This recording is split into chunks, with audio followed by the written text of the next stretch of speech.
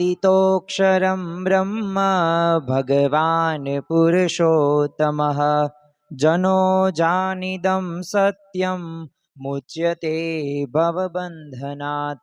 कृपा करो मुझ ऊपरे सुख निधि सहजानंद। गुण तमारा गाववा बुद्धि आपजो सुख कंद। गुण तमारा गाववा बुद्धि आपजो सुख कंद। श्री स्वामिनारायण भगवाननी जय। अक्षर पुरुषोत्तम महाराजनी जय। गुणातीतानंद स्वामी महाराजनी जय। प्रमुख स्वामी महाराजनी जय। प्रगट गुरु हरि महंत स्वामी महाराजनी जय। सूरत अक्षरधाम महोत्सवनी जय। सियावर रामचंद्र भगवाननी जय। दरेक दिव्य हरिभक्तों ने वचनामृत ज्ञान यात्राना भाव भर्या स्नेह भर्या जय स्वामी नारायण। આજથી એક વર્ષ દરમિયાન વચનામૃત એટલે કે શ્રીજી મહારાજની પરાવાણી સમાન ગ્રંથ અને આ વચનામૃત ગ્રંથની અંદર જે શ્રીજી મહારાજે શબ્દો ઉચ્ચાર્યા છે, જે પરમહંસો કે ભક્તોએ પ્રશ્નો પૂછેલા છે, તો આ વચનામૃતના આધારે આપણે એક વર્ષ દરમિયાન અલગ અલગ વચનામૃતનું નિરૂપણ સાંભળવાના છીએ અને આ વચનામૃત જ્ઞાન યાત્રા કે જે આપણા પ્રશ્નોનું સમાધાન કરશે। આ યાત્રા કોઈ એક સ્થળથી બીજા સ્થળે ફરવા જવા માટે નથી। આ યાત્રા એ આપણા મનમાં રહેલા પ્રશ્નોનું સમાધાનની યાત્રા છે। આમ તો વચનામૃત ગ્રંથની અંદર આપણા દરેક પ્રશ્નનું સમાધાન એ જોવા મળે છે અને આપણને આજ્ઞા પણ કરવામાં આવે છે કે દરરોજ એક વચનામૃત અને 5 સ્વામીની વાતોનું નિત્ય એ શ્રવણ કરવું, વાંચન કરવું। પરંતુ સમયની વ્યસ્તતા વચ્ચે એ આપણે વચનામૃત કે સ્વામીની વાતોનું એ શ્રવણ કે વાંચન કરી શકતા નથી।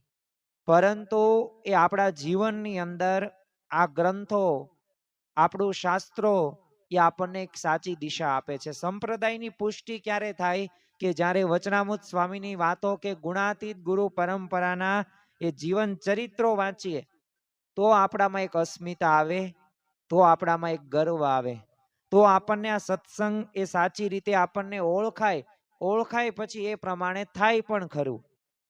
તો આજે આપણે વચનામૃત ગઢડા અંત્યનું જે 28મું છે, જો આજે આપણે પ્રથમ જ તે જ્ઞાન યાત્રાની અંદર આ એવું વચનામૃત છે કે જે વચનામૃતના આધારે આપણે સત્સંગમાં ટકી શકીશું। આ એવું વચનામૃત છે કે જે આપણે ભગવાનના માર્ગમાંથી એ આપણે પડતા હશું તો બચી શકાશે અને સાચા માર્ગે આપણે આગળ વધવાનું બળ પણ પ્રાપ્ત થશે। આ એવું વચનામૃત છે કે આપણા દરેક પ્રશ્નનું સમાધાન તો થશે જ તે, કારણ કે જેમ યોગી બાપાએ કહ્યું કે માન એ સુપ્રિટેન્ડન્ટ પ્રકૃતિ છે, તો આ વચનામૃતની અંદર માન સંબંધિત એ દોષોની પણ વાત કરવામાં આવેલી છે, ભગવાનના સુખની પણ વાત કરવામાં આવી છે। આ જ્ઞાન યાત્રા એક વર્ષ દરમિયાન ચાલશે અને એક વર્ષ દરમિયાન 365 દિવસ તો છે જ તે, પણ એમાંથી આપણે 272 વચનામૃતો છે, તો આ 272 વચનામૃતોનો આપણે તલસ્પર્શી અભ્યાસ કરીશું, આપણે નિરૂપણ સાંભળીશું અને શ્રીજી મહારાજ અને એ ભક્તો અને સંતો કેવા પ્રશ્નો પૂછે છે અને કેવા મહારાજ ઉત્તર આપે છે। એક ભક્તો કે પરમહંસોને ઉત્તર નથી આપતા, પણ આપણને સર્વ કોઈને એ ઉત્તરો આપી રહ્યા છે। તો આ વચનામૃતને આપણે સમજવાનો પ્રયત્ન કરીશું।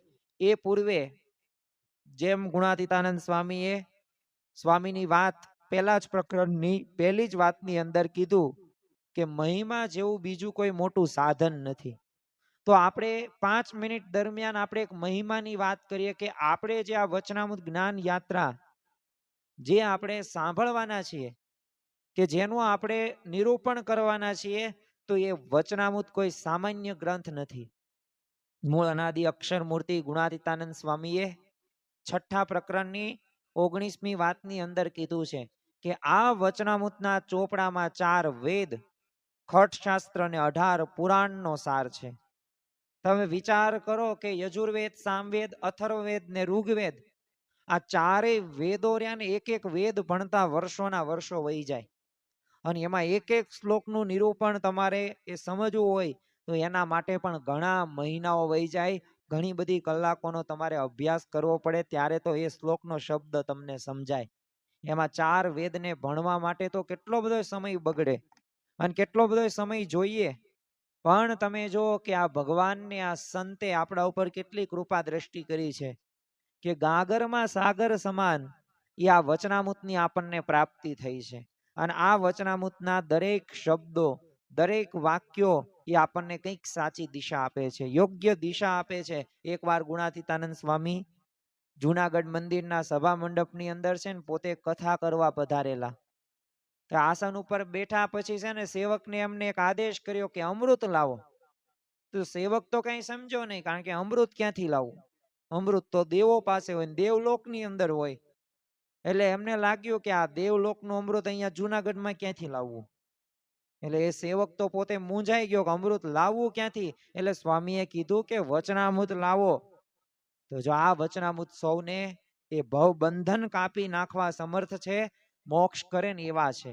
તો જો મોક્ષ માટે આપણે આ વચનામૃતનું નિરૂપણ એ કરવાના છીએ. તમને બધાને એક પ્રશ્ન થતો હશે કે અમે વચનામૃતનું વાંચન તો કરીએ છીએ પણ ઘણી વખત સમજાતું નથી. તો જો આ વચનામૃત જ્ઞાન યાત્રાની અંદર આપણે શાંતિથી એક સ્વરે આપણે સમજવાનો પ્રયત્ન કરીશું. હું અહીંયાથી રજૂઆત એવી જ રીતે કરવાનો છું કે જેમાં એક શાંતિ હોય, એક શાંતિથી એ દ્રષ્ટાંતોની સમજૂતી હોય અને મુદ્દાઓની છણાવટ હોય. મારા અંગત અનુભવોના આધારે, શાસ્ત્રોના પ્રમાણો સાથે, એવા દ્રષ્ટાંતો સાથે અને એક ગુણાતીત દ્રષ્ટિ સાથે આપણે આ વચનામૃત જ્ઞાન યાત્રાની અંદર સર્વ કોઈ જોડાવાના છીએ. અને ખરેખર જો આપણા જીવનની અંદર જો આપણે સમજવા માટે તૈયાર હોય ને તો આ વચનામૃતના એ દરેક જ્ઞાન યાત્રાના આ વચનામૃતો આપણને યાદ પણ રહેશે, દ્રષ્ટાંતો પણ યાદ રહેશે અને સાથે સાથે આપણા જીવનની અંદર પણ એ કામમાં આવશે. એટલે આપણે સર્વ કોઈ અંતે તો મોક્ષ માટે જ મથીએ છીએ બધા, હું કે તમે, અને બ્રહ્મરૂપ જ થવું છે, એવી સ્થિતિને જ પ્રાપ્ત કરવી છે. તો ખરેખર અમૃત એટલે શું? વચનામૃત એ ગ્રંથ લાવો ને એનો મતલબ એવો હતો કે એ ખરેખર અમૃત સમાન વચનામૃતને ઉપમા આપવામાં આવેલી હતી. તો જો આવો તો ઘણો બધો મહિમા છે. એક મહિમા જોઈને આપણે ગરડા એ અંત્યનું એ 28મું વચનામૃત જોઈએ. તમને એક પ્રશ્ન એવો પણ થતો હશે કે ગરડા પ્રથમનું પ્રથમ વચનામૃત છે અખંડ વૃત્તિનું, તો ત્યાંથી આપણે આ જ્ઞાન યાત્રા શરૂ કરાય ને. તો જો આપણે શરૂઆતના તો વચનામૃતો ઘણી વખત વાંચ્યા છે જ, તે આપણે વચનામૃતો લેશું આડાઅવળા, પરંતુ અહીંયાથી એ મારો પ્રયત્ન એવો જ રહેશે કે આપણે બધાય વચનામૃતનું નિરૂપણ 1 વર્ષની અંદર પૂરું કરી દઈએ. આવતી આ જે 16 તારીખ રથયાત્રા છે, તો એ આવતી રથયાત્રા પૂર્વે આપણે આ વચનામૃતનું નિરૂપણ સર્વ કોઈએ એ સંપૂર્ણ પૂરું કરી દેવાનું છે. અને આપણે મહારાજ અને સ્વામીને એવી જ સર્વ કોઈએ પ્રાર્થના કરવાની છે કે આ જે અમે જ્ઞાન યાત્રા વચનામૃત જ્ઞાન યાત્રા શરૂ કરી છે, આ જ્ઞાન યાત્રા આખા વર્ષ દરમિયાન અવિરતપણે શરૂ રહે એવી અમને બળ, બુદ્ધિ અને શક્તિ આપજો. અને ખરેખર જો આપણે ધારીશું ને અને પુરુષ પ્રયત્ન કરીશું તો અવશ્ય ભગવાનને સંતો કૃપા કરશે જ તે, કારણ કે ભગવાન કેવા છે, સંત કેવા છે, ભક્ત વત્સલ ભગવાન છે. તમે જો શ્રીજી મહારાજે વચનામૃતની અંદર જે જે વાતો કરી છે ને, એ કઈ ફક્ત કઈ બૌદ્ધિક વિચારો, મનના કઈ તરંગો નથી, પરંતુ એમના યથાર્થ એક અનુભવની વાત છે. અને ભાવિ સાધકોને તે પ્રેરણા આપવા માટે એ સાધનાના કઠણ માર્ગે પોતે ચાલ્યા છે. અને આજ આપણી ગુણાતીત ગુરુ પરંપરાની વિશેષતા છે કે પોતે વર્ત્યા છે અને પછી વર્તાવ્યા છે. તો આપણે બીજી બધી વાત કરતા નથી, પરંતુ સીધા આપણે જે વચનામૃત જ્ઞાન યાત્રાની અંદર જોડાવાનું છે. આમ તો આજે પ્રથમ જ તે જ્ઞાન યાત્રાનો દિવસ છે. તો આ જ્ઞાન યાત્રાની શરૂઆતમાં જ તે આપણે આ વચનામૃતનો મહિમા તો સમજ્યા, પણ હવે મહિમા સમજ્યા બાદ હવે વચનામૃત ગરડા અંત્યના 28મા વચનામૃતની આપણે સૌ પ્રથમ શ્રવણ કરીશું. એ પૂર્વે મારે તમને 2-3 સૂચનાઓ પણ આપવી છે.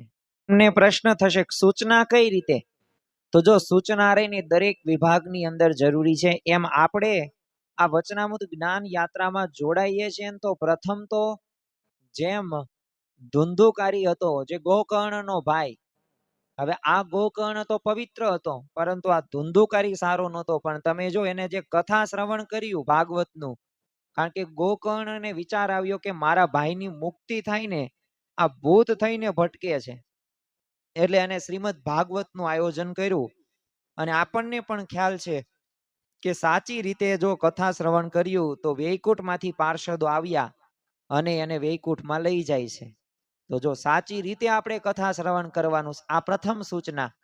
બીજી સૂચના કઈ કે આ વચનામૃતનું આપણે શ્રવણ સાથે સાથે સમજવાના છીએ. અને આ વચનામૃતનો જે મેન મધ્યવર્તી વિચાર છે તો એને પણ આપણે વ્યવસ્થિત સમજવાનો પ્રયત્ન કરીશું. ટૂંકમાં બધી પ્રકારની સમજણો આપણે આ વચનામૃતમાંથી પ્રાપ્ત કરીશું. પણ હા, એક મારી પણ એક મર્યાદા છે કે બધા વિષયોને હું એક સાથે સમજાવી શકીશ નહીં, પરંતુ જે મધ્યવર્તી વિચાર હશે એ મધ્યવર્તી વિચાર સાથે તો આપણે જરૂર સમજવાનો પ્રયત્ન કરીશું. આમાં કોઈ સમયની આપણે લિમિટ બાંધતા નથી. આપણે એક જ ઉદ્દેશ છે કે મહારાજ સ્વામીને આપણે રાજી કરવા છે, અને આપણે આ વચનામૃતનું નિરૂપણ એ આપણે સાંભળીએ તો આપણને સર્વ કોઈને બધાય પ્રશ્નોનું સમાધાન થાય. અને આપણે બીજા પણ 5 વ્યક્તિઓને કહી શકીએ કે જો આ વચનામૃત તું વાંચજે, આ વચનામૃતમાંથી આ શીખવા મળે છે, તારા જીવનની અંદર જો આ પ્રશ્ન છે ને તો એ પ્રશ્નનું સમાધાન ગરડા અંત્યના 28મા વચનામૃતની અંદર છે. તને ઘણી બધી વખત સત્સંગમાંથી પડી જવાનો વિચાર આવે છે ને, તો તું ગરડા અંત્યનું 28મું વચનામૃત વાંચજે, જેથી તને બળ મળશે, જેથી તને ભગવાનને સંતની કૃપા દ્રષ્ટિ તારા ઉપર વરસશે. આ જ આપણો મુખ્ય વિષય છે અને આ જ આપણો મધ્યવર્તી વિચાર છે. અને એ ઉદ્દેશ સાથે, એ હેતુ સાથે જ તે આ વચનામૃત જ્ઞાન યાત્રા આપણે શરૂ કરી છે. તો આપણે સૌ પ્રથમ વચનામૃત ગરડા અંત્યના 28નું એ આપણે શ્રવણ કરીએ તો ભગવાનના માર્ગમાંથી પડ્યાનું એનું મથાળું છે. જો મથાળા ઉપરથી જ આપણને ખ્યાલ આવી જાય કે ઘણી બધી વખત જીવનની અંદર ભગવાનનો જે માર્ગ છે, સત્સંગ છે, તો એ સત્સંગમાંથી પડવાનું આપણને મન થાય છે. જો વાસ્તવિકતા છે, ભલે આપણે સારું સારું બોલતા હોય, સારી સારી વાતો કરતા હોય, સારું આપણે અનુભવ કરતા હોય, પણ ભગવાનમાં માર્ગમાંથી પડ્યાના ઘણી બધી વખત એવા વિચારો આવે છે. ઘણી બધી વખત આપણને અભાવ ને અવગુણ આવે જ છે. તો આ વચનામૃતની અંદર શ્રીજી મહારાજ શું કહે છે એની આપણે વાત કરીએ. સંવંત 1885ના કારતક વદી પડવાને દિવસ સ્વામી શ્રી સહજાનંદજી મહારાજ શ્રી ગઢડા મધ્યે દાદા ખાચરના દરબારમાં શ્રી ગોપીનાથજીના મંદિરને વિશે વિરાજમાન હતા ને સર્વ શ્વેત વસ્ત્ર ધારણ કર્યા હતા ને પોતાના મુખારવિંદની આગળ પરમહંસ તથા દેશ દેશના હરિભક્તની સભા ભરાઈને બેઠી હતી. જો અહીંયા મહારાજ એ ક્યાં બિરાજમાન છે? ગઢડાની અંદર મહારાજ બિરાજમાન છે. આમ તો ગઢપુર જોતા રે શ્રીજી સાંભળે, આપણને શ્રીજી મહારાજ યાદ આવી જ જાય. તમે જો આ વચનામૃતની એક વિશેષતા હું તમને બીજી કહું કે અહીંયા સમય આપવામાં આવ્યો છે, તિથિ આપવામાં આવી છે. શ્રીજી મહારાજે શું પહેર્યું છે એ બધુંય વર્ણન બધાય વચનામૃતની અંદર કરવામાં આવ્યું છે. તો કેવા સંતો પરમહંસો હશે, કેવી એમની સૂક્ષ્મ દ્રષ્ટિ હશે કે આ બધી નોંધ એમને કરેલી છે. એટલે આપણા માટે પુરાવો કહી શકાય. અને એ પુરાવો કેવો જબરજસ્ત પુરાવો કે એ પુરાવાથી આપણને ખ્યાલ આવે બધું. હવે પછી શ્રીજી મહારાજ બોલ્યા છે કે ભગવાનની ભક્તિમાંથી 2 પ્રકારે જીવ પડે છે. જો મહારાજે શરૂઆત જ કરી કે ભગવાનની જે આપણે ભક્તિ કરીએ તેમાં 2 પ્રકારે જીવ પડે છે.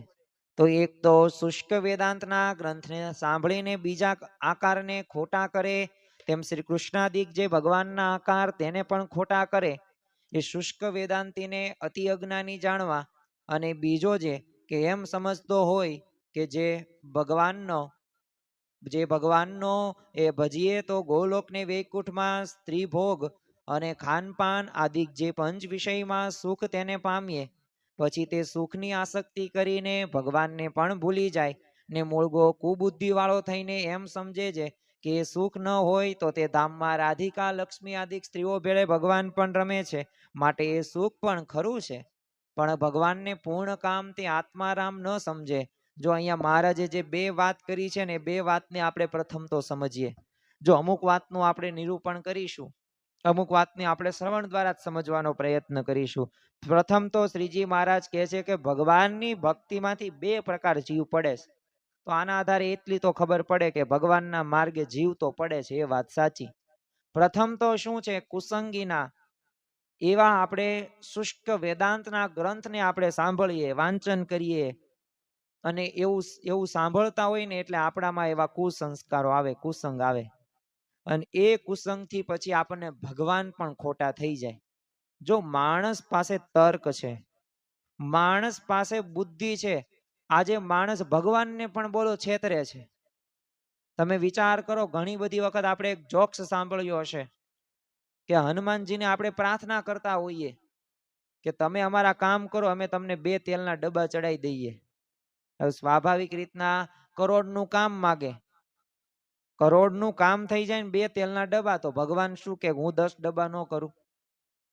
તો જો ખરેખર આવી રીતે માણસ છે ને ભગવાનને છેતરતો થઈ ગયો છે. એટલે આપણે એમ માનતા હોઈએ છીએ કે ભગવાનને કંઈ ખબર હોતી નથી, પણ જો તન કી જાણે મન કી જાણે જાણે ચિત્ત કી ચોરી, તમે ભગવાન આગળ કંઈ છુપાઈ શકો નહીં. બીજી વાત શું કરી કે ભગવાનને ભજીએ તો ગોલોક ને વૈકુંઠમાં સ્ત્રી ભોગ ને ખાનપાન આદિક જે પંચ વિષયમાં સુખ છે ને એને પામીએ છે.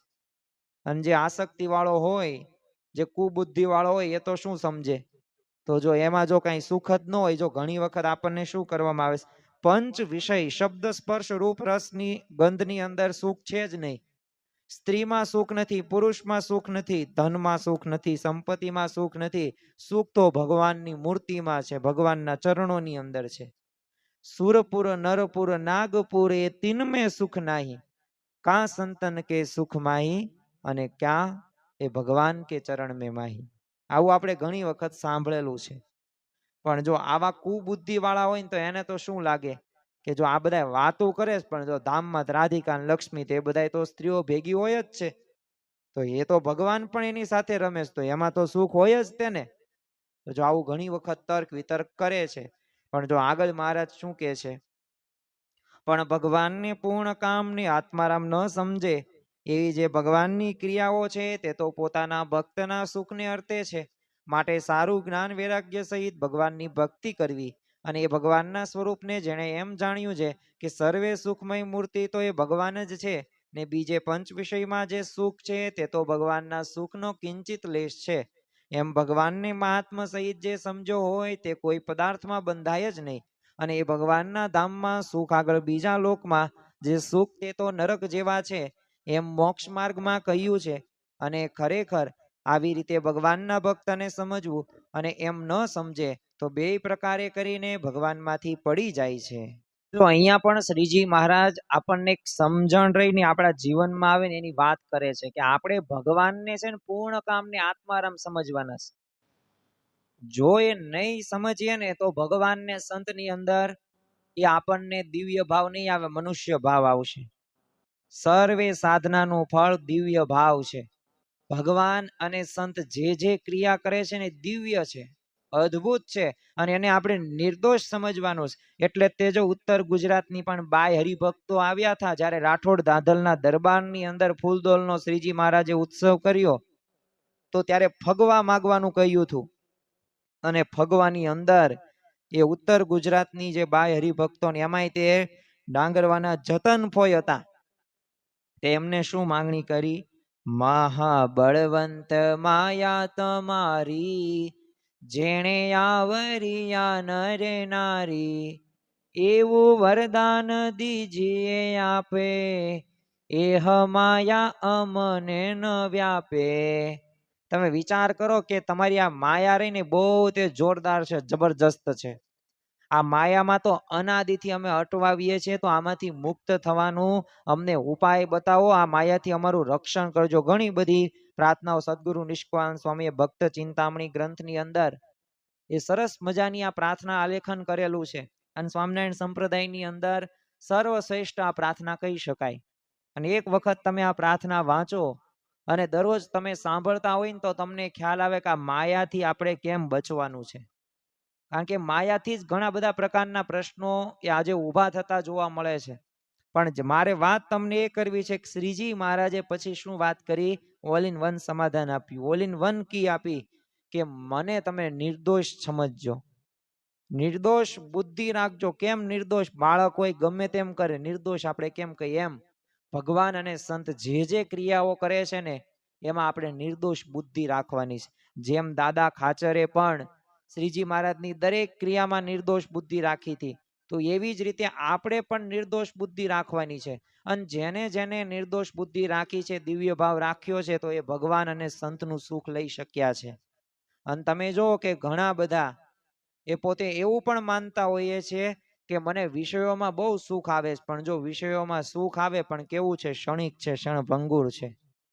એ કાયમ માટે એમાંથી સુખ પ્રાપ્ત નહીં થાય. ખરેખર ભગવાનની દરેક ક્રિયાઓ લીલાઓ છે ને દિવ્ય છે ને એમાંથી સુખ અને અર્થે એ લીલાઓ કરે છે ભગવાન અને સંત. અને મહારાજે વાત કરી છે કે જ્ઞાન વૈરાગ્ય સહિત ભગવાનની ભક્તિ કરવાની છે. અને જાણવાનું છે કે સર્વે સુખમય મૂર્તિ કોણ છે? ભગવાન છે. હવે આપણે સુખ ક્યાં માન્યું છે? ધન સંપત્તિ પૈસામાં. થોડીક આવડત મળી જાય તો આપણે સુખી થઈ જઈએ, થોડાક ધનના ઢગલા થાય સુખી થઈ જઈએ, શેર બજારમાં તેજી આવે તો સુખી થઈ જઈએ. પણ સુખ એમાં નથી. ભગવાન અને સંતના ચરણની અંદર સુખ છે, એમની મૂર્તિમાં સુખ છે, એમના સમાગમ કરવામાં સુખ છે. તમે વિષયો પંચ વિષયો ગમે એટલા ભોગવશો પણ એની સમક્ષ ભગવાનનું સુખ રહ્યું ને એ ઘણેખર એ આત્મ કહેવાય ને કે ઉપર છે, ચિંતામણી સમાન છે, અક્ષય પાત્ર સમાન છે.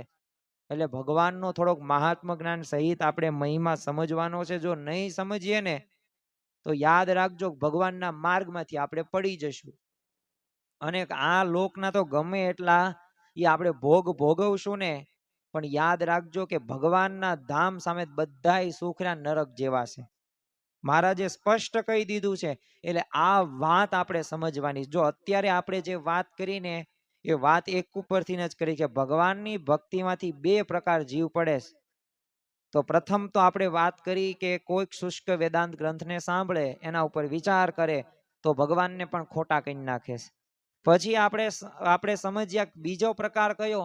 તો પંચ વિષયોમાં સુખ માની લીધું હોય, એ આસક્ત એમાં થયો હોય અને ભગવાનમાં પાછો નિર્દોષ ભાવ ન રાખે, મનુષ્ય ચરિત્ર મનુષ્ય ભાવ લાવે, તો એ ક્યારેય તે આગળ વધી શકે નહીં. એ જીવરોને ભગવાનના માર્ગમાંથી આજે નહીં તો આવતીકાલે પડે પડે ને પડે.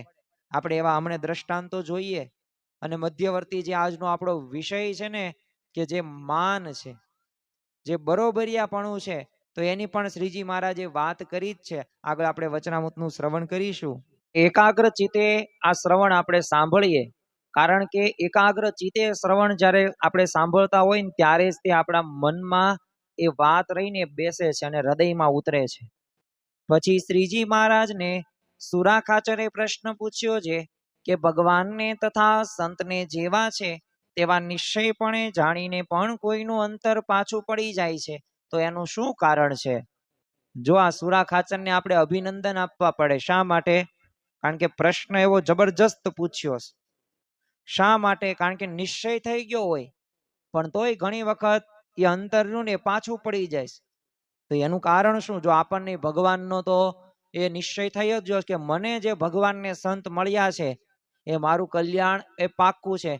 મને પ્રગટ મળ્યા પુરુષોત્તમ યાજ, આનંદ અંતરે છાઈ રહ્યો.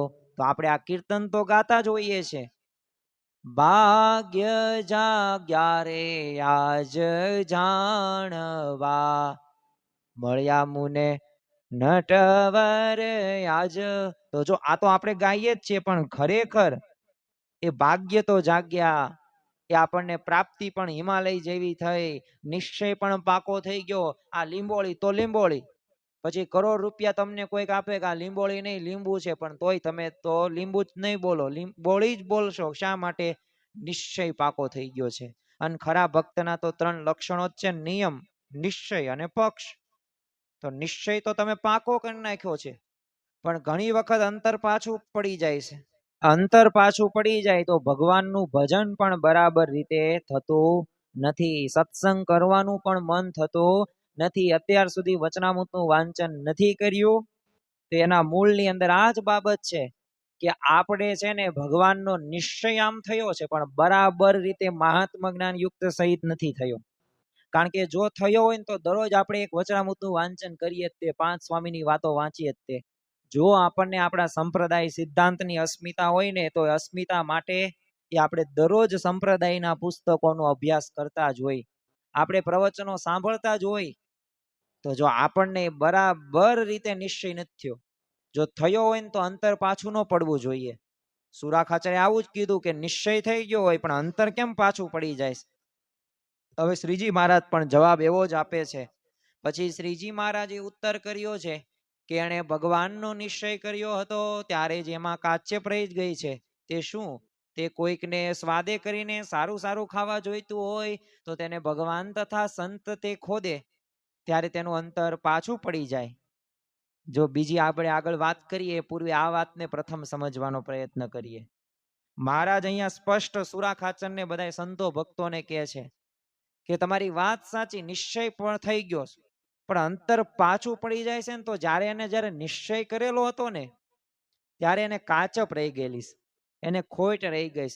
કોઈક ધોરણ 10 નો વિદ્યાર્થી હોય, હવે જ્યારે ગણિતને જ્યારે લેક્ચર્સ હોય ને ભણતો હોય ત્યારે એને બરાબર રીતે પાકું ન થયું હોય તો પરીક્ષામાં શું થાય? બરાબર રીતે આવડે નહીં. 5 માર્ક્સનો દાખલો હોય, શિક્ષકે 2-3 વખત ગણાવ્યો હોય, એને ગણ્યો હોય પણ પાક્કો નિશ્ચય ન થયો હોય કે આમ જ આવે ને આ જ સૂત્ર આવે ને આવી જ રીતે રકમ બદલાઈ જાય તો કાંઈ લખી જ ન શકે. તો જો એના લીધે 5માંથી 5 પરીક્ષા કે ટેસ્ટમાં આવે નહીં માર્ક્સ. તો જો જ્યારે નિશ્ચય કરવાનો હતો, પાકા પાયે કરવાનું હતું, સમજવાનું હતું, ત્યારે એ વિદ્યાર્થી ન સમજ્યો. એવી જ રીતે ભગવાનનો પણ જે નિશ્ચય હોય ને, જો એમાં થોડીક કાચપ રહી ગઈ હોય, હવે કેવી કાચપ?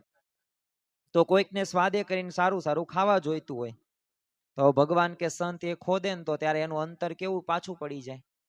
ઘણા એવા ઉદાહરણો આપણે જોયેલા છે. તમે જુઓ કે જ્યારે પણ ભગવાન કે સંત આવી વાતો કરતા હોય કે સ્વાદ પ્રત્યે છે ને બહુ આસક્તિ રાખવી નહીં. શિક્ષાપત્રીમાં જેમ શ્રીજી મહારાજે વાત કરી, સર્વેન્દ્રિયાણી જીતાણી રસના વિશેષ જીતાય. તો આપણે ઘણી વખત એવું કહેતા હોય કે આ રસના ઇન્દ્રિય કેમ જીતવાની વાત કરે છે? કારણ કે જો ખાવા પીવાથી એ સ્વાદના લીધે તે બધાય તે દુર્ગુણો આવે છે આપણા જીવનની અંદર. એ કામ, ક્રોધ, લોભ, મોહ, મત્સ, માયા, તૃષ્ણા ત્યાંથી તો શરૂઆત થાય છે. તો એટલે આપણને કહે છે કે આ સ્વાદ જે રહ્યો ને એને ઘટાડવો. અને તમે જો સમયા ઉત્સવની અંદર એ રીતે આપણને જો સ્વાદ કે ટેસ્ટફુલ જમવા ન મળે તો ભાઈ ભગવાન કે સંતનું સુખ આવે નહીં. ઘણા બધા એવા દ્રષ્ટાંતો છે કે જે દ્રષ્ટાંતો આપણને ખ્યાલ આવે કે ખરેખર ભગવાન ને સંત, તમે જો કે ગંગારામ દત્ત તે હતા પોતે, તો હવે એ પોતે સમાગમ કરવા માટે શ્રીજી મહારાજ ન ગયા પણ એક આંબલીના લીધે એ શું થયું? તો એ પોતે સમાગમ ન કરી શક્યા. તો આવી રીતે સ્વાદના લીધે પ્રશ્નો થાય છે. તો એમાં જો જ્યારે નિશ્ચય જો પાકો હોય ને તો સ્વાદમાં એ પોતે ચાલે રડાવી લે છે, પણ નથી ચલાવી લેતા તો એના મૂળની અંદર કે નિશ્ચય બરાબર રીતે થયો નથી. કંઈક થાય તો અંતર જો પાછું પડી જાય છે. તથા કામનો ગાંઠ રહી ગયો હોય તો તેને ખોદે, તથા લોભ રહ્યો હોય તે લોભને મુકાવે ને કહે કે આ તારું ધન માલ ખેતર વાડીને કોઈકને આપી દે ત્યારે વચન પડે નહીં, તેને કરીને પાછો પડી જાય. તથા માન હોય તે માનને સંત તથા ભગવાન ખોદે કે અપમાન કરે ત્યારે તેને કરીને પણ પાછો પડી જાય છે. એવી રીતે નિશ્ચય હોય તો જેને જે પોતાના અવગુણ રહી ગયો હોય તેને કરીને પાછો પડી જાય છે, અને જેણે નિશ્ચય કર્યો હોય તે સમયમાં જ એ અવગુણ ટાળીને કર્યો હોય તો તે પાછો પડે નહીં. અને એ અવગુણ હમણાં પણ જેમાં જેમાં હશે, જો વિચારીને પોતાના અંતરમાં સામું જોઈએ તો જણાઈ આવે કે આવી રીતને અંગે હું કાચો છું ને જો મને પાળિયાનું કહેશે તો વિમુખ થઈશ, એમ યથાર્થ જાણે. જો અહીંયા મહારાજે સરસ મજાનું આપણને દ્રષ્ટાંતો સાથે, ઉદાહરણો સાથે સમજાવ્યું છે. પ્રથમ તો આપણે સ્વાદની તો વાત કરી. સ્વાદ પછી મહારાજે શું કીધું? કામ. કારણ કે જેને કામ વાસનાનો ઘાટ રહી ગયો હોય તો ભગવાન કે સંત એ નિષ્કામ ધર્મની વાત કરે ત્યારે એને ગમે નહીં. કોઈકને લોભ રહી ગયો હોય તો જો એ જ્યારે દાન ધર્મા દો કે દશાંશ વિશાંશની વાત કરે ત્યારે એને ગમશે નહીં, કારણ કે લોભ્યો છે. ઘણા બધા તો બહુ એટલે બહુ લોભિયા હોય. કે જે ઘણું બધું કમાતા હોય, ઘણું બધું એની પાસે હોય, પણ છતાં પણ એ સેવા કે ભક્તિ કે એ કરી શકતા નથી. એના મૂળની અંદર શું છે, એને એના જીવનમાં લોભ છે ને, આ લોભના લીધે એ છોડી ધનની પણ એ અનાસક્ત નથી થતા. જો યાદ રાખજો કે અનંત જન્મોથી આપણે ભટકીએ છીએ. જો વાસના કે વિષયની અંદર આપણું જીવન જો ગયું ને, તો સમજી લેવાનું કે આવતો જન્મ ફરી વખત મળશે મળશે ને મળશે જ તે. ભલે આપણે ધન્યોસ્મી પૂર્ણ કામોસ્મી નિષ્પાપો નિર્ભય સુખી અક્ષર ગુરુ યોગેન સ્વામિનારાયણ શ્રેયાત બોલતા હોય, વાત સાચી બોલવું જ જોઈએ. કારણ કે એનાથી જ ખુમારી આવશે ને એનાથી જ આપણે એવા સત્પુરુષ જેવા ગુણને પામીશું, ગુણાતીત સ્થિતિ આપણી થશે. પણ એક વાત યાદ રાખવી, કંઈક રહી ગયું ને તો યાદ રાખવું કે ભવિષ્યમાં પણ એ તમને નડશે નડશે નડશે. ઘણી વખત જો આપણને ભગવાનને સંત એ મુકાવા માટે કહે જ છે, પ્રયત્ન કરે જ છે કે આ માલ ખેતર વાડી કોઈકને આપી દો, પણ એ વચન પડતું નથી, પાછો પડી જાય. અને તમે જો માન તો એવા મોટો છે ને ભયંકર કે નો પૂછો વાત. એ માન અહંકાર રહ્યો ને એ વ્યક્તિને ઘણી વખત નુકસાન પહોંચાડે છે. અલૈયા ખાચર તમે જુઓ, મત્સ્યાના ફૈબા જુઓ, તો એ માનના લીધે જ તે પ્રશ્ન થયા. બાકી 33 વખત મહારાજ મત્સ્યાઓની અંદર ગયા. અલૈયા ખાચર કેવા પોતે નિષ્કામ ધર્મના, પોતે અખંડ બ્રહ્મચર્યનું પાલન કરનાર, એ સમયની અંદર 2000 હરિભક્તોનો સત્સંગ કરાવેલો હતો. એમનામ તો સત્સંગ થાય નહીં, કેટલા પ્રયત્નો કર્યા હોય, પણ છતાં જો માને એમને બગાડ્યું. તો એમ છે ને અંતરમાં પછી ધીમે ધીમે ધીમે એ પછી ઓછું થઈ જાય છે. અને પછી એની સામું પણ જો મહારાજે શું વાત કરી આ વચનામૃતની અંદર અત્યારે જ કરી, કે જો એ પોતાનો અવગુણ જોવે, જો પોતાના અંતરમાં તપાસ કરીને વિચાર કરે કે આવી રીતે હું અંગે હું કાચો છું, મારામાં લોભ છે, કામ છે, સ્વાદ છે, તો બોલો એ પોતે એ અવશ્ય એને પાછો પાડી શકે છે. ગમે તેવો સ્વભાવ ન હોય, એ સ્વભાવમાંથી મુક્ત થઈ શકે છે. પણ એના માટે એને વિચાર કરવાનો કે મારે ભગવાન અને સંતને રાજી કરવા, અને એના માટે મારે ગમે તેમ થઈ જાય એવા હું પ્રયત્નો કરીશ. મારે એક પણ એવો સ્વભાવ નથી રાખવો કે જે ભગવાન કે સંતને ન ગમતો હોય. ખરેખર આ કામ ક્રોધ લોભ મોહ મત્સ માયા તૃષ્ણામાંથી બહાર આવવા માટે આપણે પોતામાં જોવાનું છે, અંતરદ્રષ્ટિ કરવાની છે કે મારામાં એવો એક પણ સ્વભાવ નથી ને કે જે ભગવાન કે સંતને ન ગમતો હોય. જો હોય ને તો આપણે એને સુધારવાનો પ્રયત્ન કરવાનો. જાગ્યા ત્યારથી સવાર, the rising sun of Japan, ઉગતા સૂરજનો દેશ જાપાનને કહેવામાં આવે છે. તો એમ આપણે તે ભલે જે અત્યાર સુધી જે થયું હોય, જો આ વચનામૃત જ્ઞાન યાત્રા જે આપણી છે ને, આ યાત્રા 1 વર્ષ દરમિયાન ચાલવાની છે. આ રથયાત્રાની આવતી રથયાત્રા પૂર્વે આપણે બધાય વચનામૃતનો આપણે અભ્યાસ કરવાનો છે. અમદાવાદના વધારાના જે વચનામૃત છે ને, તો આ વચનામૃતનો પણ આપણે અભ્યાસ કરીશું. શા માટે? કારણ કે આ બધાય વચનામૃતો રહ્યા ને એ આપણને એક નવી દિશા આપશે. આ બધાય વચનામૃતો રહ્યા ને એ આપણને એક ભક્તિની સાચી રીત આપશે. એક એકાંતિક ધર્મ કઈ રીતે સિદ્ધ કરી શકીએ, એ ખરેખર આપણને આ વચનામૃતમાંથી એ પ્રાપ્ત થવાનું છે. તો આપણે આ જ્ઞાન યાત્રાની અંદર એવું જ જ્ઞાન પ્રાપ્ત કરવાના છીએ કે આપણા પ્રશ્નોનું સમાધાન થાય. આ કોઈ ભાષણ નથી, આ કોઈ એ પ્રકારનું કાંઈ વક્તવ્ય નથી કે રજૂઆત નથી, પણ આપણા સર્વ કોઈના જીવનની અંદર એક આ વચનામૃતનો આપણે તલસ્પર્શી એક અભ્યાસ કરી શકીએ અને આપણા જીવનના પ્રશ્નોનું સમાધાન થાય ને એ જ મુખ્ય હેતુ છે. હવે આ વચનામૃતને આપણે આગળ વધારીએ અને એક મધ્યવર્તી વિચાર સાથે પણ વાત કરવાના છીએ. હજી તો આ વચનામૃતની પ્રસ્તાવના જ છે. હજી તો આ વચનામૃતની આપણે એક જ તે પેજ વાંચ્યું છે, પણ તમે વિચાર કરો કે આપણને કેટલું બધું જાણવા મળે, કેટલું બધું શીખવા મળે. પણ ક્યારેય આપણે આવી રીતે આ વચનામૃતને વાંચવાનું એ ટ્રાય કરી? જો મહંત સ્વામી મહારાજને એક વખત યુવકોએ પ્રશ્ન પૂછ્યો કે તમે આ વચનામૃત કઈ રીતે વાંચો છો, તમારી રીત કઈ? ત્યારે મહંત સ્વામીમાં જે કીધું કે હું દરરોજ તે એક ફકરો વાંચું અને આખા દિવસ માટે એનો વિચાર કરું. જેટલો ઊંડો ઉતરો ને એટલું વધુ મને નવું નવું શીખવા મળે, અપડેટેડ જ તે. તો જો આ વચનામૃતને આપણે આવી રીતે વાંચન કરીએ, આવી રીતે શ્રવણ કરતા હોઈએ, થોડુંક મનન કરીએ, થોડુંક ચિંતન કરીએ, થોડાક પ્રસંગોને આપણે યાદ રાખીએ, થોડાક પ્રસંગો આપણે સાંભળીએ, તો અવશ્ય આપણા પ્રશ્નોનું સમાધાન થશે થશે ને થશે જ તે. અને આપણો એક નવો એક અભિગમ આવશે. અંગ્રેજીમાં એક કહેવત છે, એટીટ્યુડ ઇઝ એવરીથિંગ. અભિગમ રહ્યો ને એ જ બધું છે. તો આપણને આ વચનામૃતમાંથી એવા અભિગમો, એવા સિદ્ધાંતો પ્રાપ્ત થશે કે એ સિદ્ધાંતોના બળે આપણે બધાય ક્ષેત્રની અંદર એ આગળ વધી શકીશું. વધુ બીજી વાત નથી કરવી, આપણે વચનામૃતને આગળ વધારીએ. પછી બ્રહ્માનંદ સ્વામી તથા શુકમુનિ તથા સુરા ખાચર એ ત્રણેયને શ્રીજી મહારાજે પૂછ્યું છે કે તમે જેણે કરીને પાછા પડી જાઓ એવો તમારામાં કયો અવગુણ છે?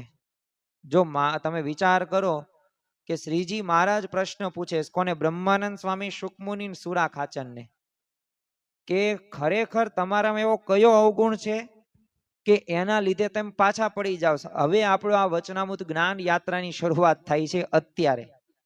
કારણ કે ભગવાનના માર્ગમાંથી પડ્યાનું અને એનો મુખ્ય ઉદ્દેશ આ વચનામૃતની અંદર એ જ છે.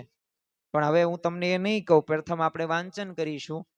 ત્યારે એ ત્રણેય કહ્યું છે કે હે મહારાજ, માન રૂપ દોષ છે, માટે કોઈક બરોબરિયા સંત અપમાન કરે તો કોઈક મૂંઝવણ થાય છે. જો અહીંયા સ્પષ્ટ નિખાલસપણે નિષ્કપટ ભાવે એ મહારાજ સમક્ષ કહી દીધું, મહારાજ તમે જે પ્રશ્ન પૂછ્યો ને કે કયો અમારો અવગુણ છે કે એના લીધે એમ પાછા પડી જઈએ છીએ, તો એ અમારામાં કેવું છે? માન રૂપી દોષ છે. અને બરોબરિયા સંત જયારે અપમાન કરે ને તો અમારા મૂંઝવણ થાય છે. અને પછી શ્રીજી મહારાજ બોલ્યા છે કે અમે પૂછીએ છીએ કે જે ધ્રુપતમ એવમ તેય યરુરતમ મતયા, એવી રીતે મહાત્મા સહિત ભગવાનને જાણ્યા હોય ને એવા જે ભગવાન તેના જે સંત તે સાથે માન ઈર્ષા ક્રોધ કેમ થાય? અને જો થાય છે તો જાણ્યામાં ફેર છે. કેમ છે? ગવર્નર સાહેબને જાણ્યો છે, જે એ સમગ્ર પૃથ્વીનો પાદશાહને બળ્યો છે, ને જો તેઓ એક ગરીબ સરખો હેમેલિયો આવ્યો હોય તો તેનો હુકમ મોટો રાજા હોય તે પણ માને, ને તે જેમ કહે તેમ દોર્યો દોરાય. શા માટે? કે તે રાજાએ એમ જાણ્યું છે કે બળ્યો જે ગવર્નર સાહેબ તેનો એ હેમેલિયો છે, અને જેથી બળ્યો એની આગળ માન રહે નહીં. અને જેમ જેણે ભગવાનને સમગ્ર ઐશ્વર્ય સમૃદ્ધિના ધણી જાણ્યા હોય તો તે સંતની આગળ માન કેમ રહે? પછી બ્રહ્માનંદ સ્વામીએ કહ્યું છે, પણ એ શું કીધું એ પૂર્વે મારે તમને જે વાત કરવી છે. મહારાજે અહીંયા જો સ્પષ્ટ કહી દીધું. હું તમને એક સાધારણ એક સામાન્ય દ્રષ્ટાંત સાથે જણાવું કે ગુજરાત રાજ્યના જે મુખ્યમંત્રી હોય, હવે એ મુખ્યમંત્રી પોતે માન સન્માન તેને મળતા હોય, 24 કલાક માન સન્માન, બુકિંગ હોય, પર્સનલ સેક્રેટરી હોય, કેટલું બુકિંગ એનું પાકું હોય.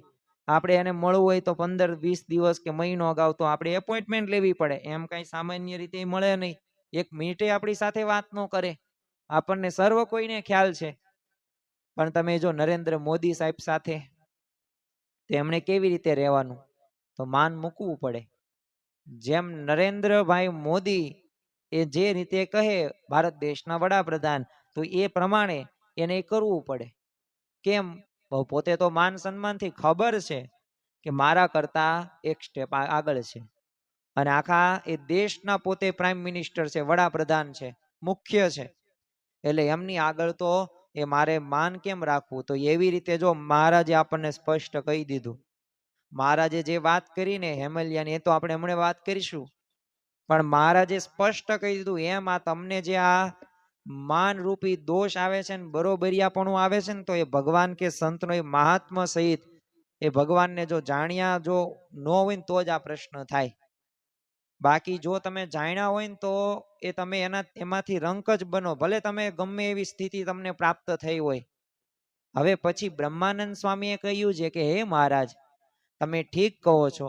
જો એમ મહાત્મા સહિત ભગવાનને જાણ્યા હોય તો માન ઈર્ષા ક્રોધને સંતની આગળ થાય જ નહીં. પછી શ્રીજી મહારાજ બોલ્યા છે કે જો ને ઉદ્ધવજી કેવા મોટા હતા ને કેવા ડાયા હતા, પણ જો ભગવાનની મોટાઈને જાણતા હતા તો તે ભગવાનની વિશે હેતવાળી તે વ્રજની ગોપીઓ તેના ચરણની રજને પામ્યા.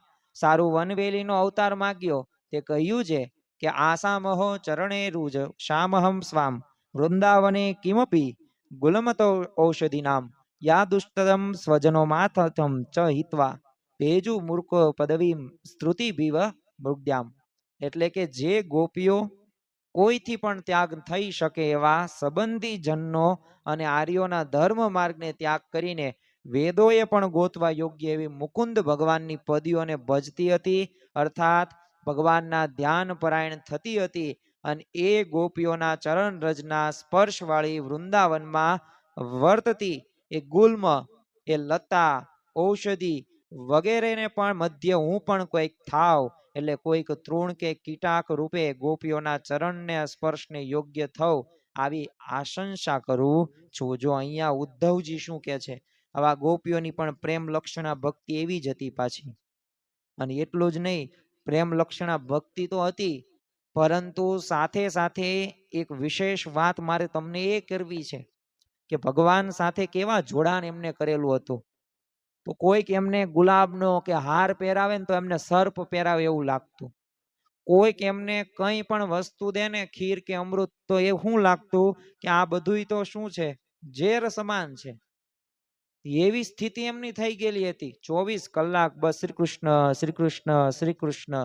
જો તમે ભગવાન શ્રી કૃષ્ણના ઉપાસક હોય ને, તો આ ગોપીઓ જેવી સ્થિતિ તમારે પણ કરવાની છે. જો તમે ભગવાન રામના ઉપાસક હોય ને, તો એ સીતા માતા, લક્ષ્મણ કે ભરત, એના કે હનુમાનજી જેવી સ્થિતિ તમારે પણ કરવાની છે. પતિવ્રતા ટેક સાથે એવી ભક્તિ કરવાની છે. હું કોઈ પણનો વિરોધી નથી. અને સર્વ ધર્મ સંભાવ, આ ભાવના સાથે વસુદેવ કુટુંબકમ, આ ભાવના સાથે જ આપણે આગળ વધવાનું છે. હા, સર્વોપરી નિષ્ઠા, પતિવ્રતાની ટેક આ જીવનમાં પાછી દ્રઢ રાખવાની છે. આપણે જે ભગવાનને, જે સંતને આપણે માનીએ છીએ, જે નિષ્ઠા નિશ્ચય પાકો છે, તો એમાં આપણે કાચપ નથી લાવવાની. પણ સર્વ ધર્મનું, સર્વ સંપ્રદાયનું એ આપણે યોગ્ય રીતે અને સારી રીતે માન સન્માન રાખવાનું છે. અવગુણ કે અભાવ અવગુણની અંદર આપણે પડવાનું જ નથી. અને હા, આપણા જીવનની અંદર આવાય પ્રશ્નો બને જ છે અભાવ અવગુણના. જો એના લીધે જ તે આજે ઘરો ઘરની અંદર પણ એ ઝઘડાઓ થાય છે ને, એના મૂળની અંદર આવી જ બાબતો હોય છે.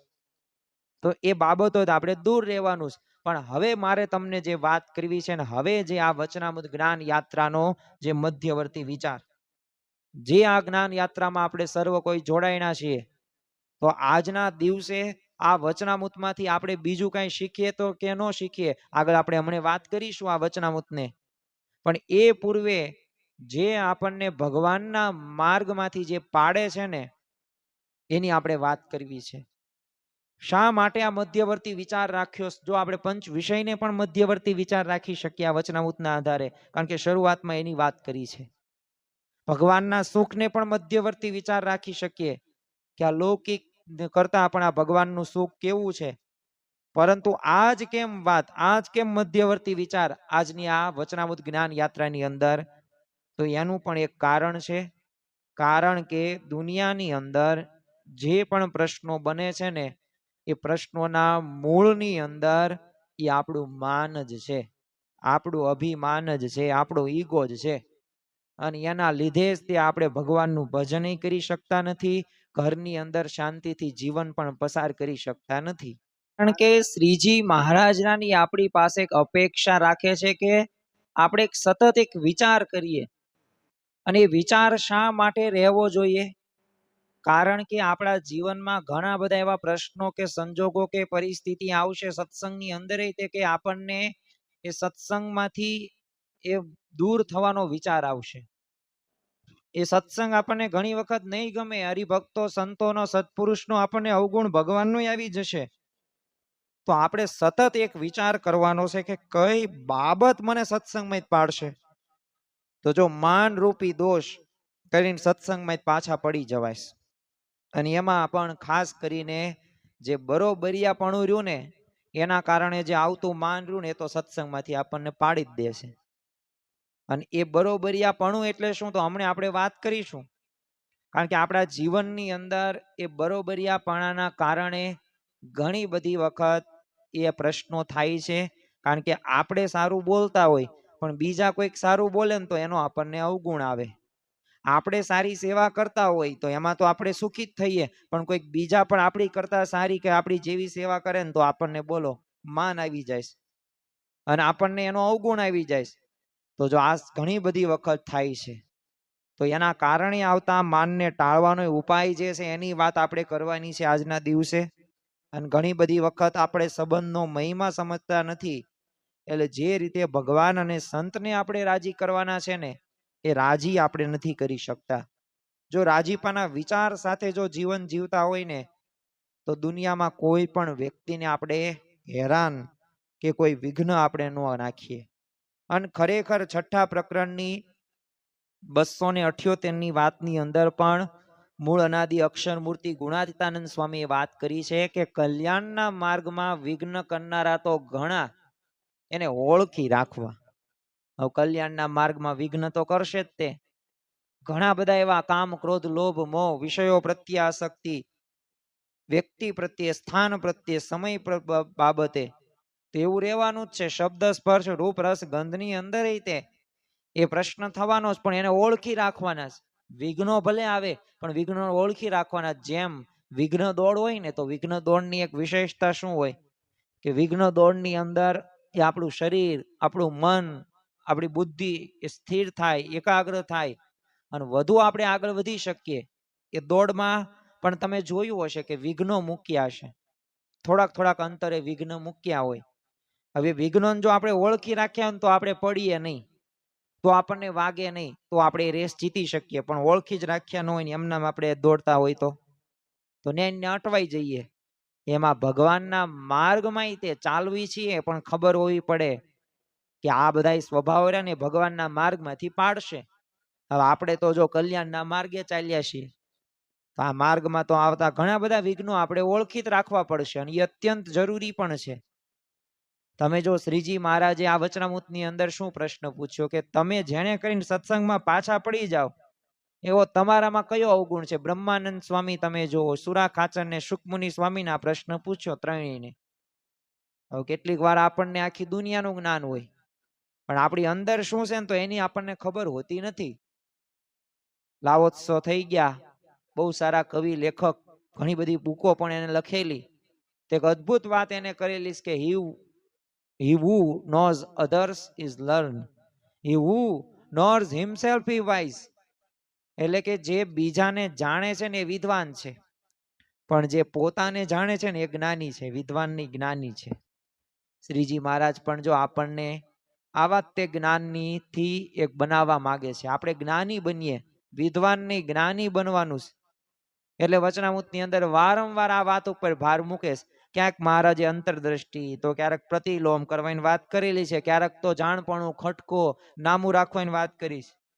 ટૂંકમાં બધુંય કરીને પોતાના કલ્યાણના માર્ગમાં જે આવતા વિઘ્નો કહેતા કે દોષ છે ને એ જાણી રાખવાના છે. પણ હવે આપણને પ્રશ્ન થાય કે હવે દોષ આપણે ઓળખી રાખીએ, આ વિઘ્નો આપણે ઓળખી રાખીએ, તો આપણને ફાયદો શું થાય? કારણ કે ઘણી બધી વખત આપણે ફાયદા સમક્ષ આપણે જોતા હોઈએ છીએ કે મારા કેટલા ટકા, એટલે મને કેટલો લાભ થાય. આમ તો મોટામાં મોટો જે લાભ થાય ને એ કયો લાભ થાય કે દોષને ટાળવાનો ઉપાય થાય. જો દોષ આપણને ઓળખાય ને, જો આપણે આપણી ભૂલ જો સ્વીકારીએ, ભૂલ જો ઓળખાઈ જાય ને, તો અવશ્ય આપણને એ ભૂલ હવે બીજી વખત ન થાય, તો એનું આપણે જાણપણું રાખતા હોઈએ જ છીએ. જો રોગનું નિદાન થાય તો દવા કઈ કરવી ને એ ખબર પડે, પણ રોગ જ ન પકડાયો હોય તો ગમે એટલી તમે દવા ન કરો, મટે જ નહીં. એટલે પ્રથમ તો દોષ ઓળખાય ને એટલે તમને એના ઉપર કામ કરવાની ખબર પડે કે આ ક્રોધના લીધે આવા પ્રશ્નો થાય, તો બીજી વખત મારે ક્રોધમાં એ મારે ધ્યાન રાખવું પડશે. જો સ્વાદના લીધે આવા પ્રશ્નો થાય છે, પણ જો માણસને પોતાનો દોષ નથી ઓળખાતો, પોતે માણસ શું લાગે છે કે હું આઈ એમ પરફેક્ટ, હું પૂર્ણ છું, મારાથી ક્યારેય કોઈ દિવસ ભૂલ ન થાય.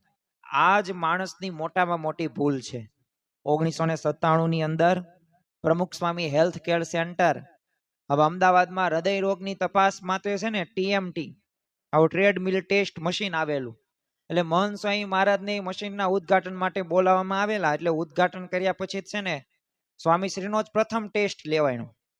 એટલે સ્વામીશ્રીના શરીરમાં તે એ જે કોઈ પણ પ્રકારની કઈ તકલીફ તો હતી નહીં, પણ છતાંય તે રિપોર્ટ હતો એ હતો એબનોર્મલ.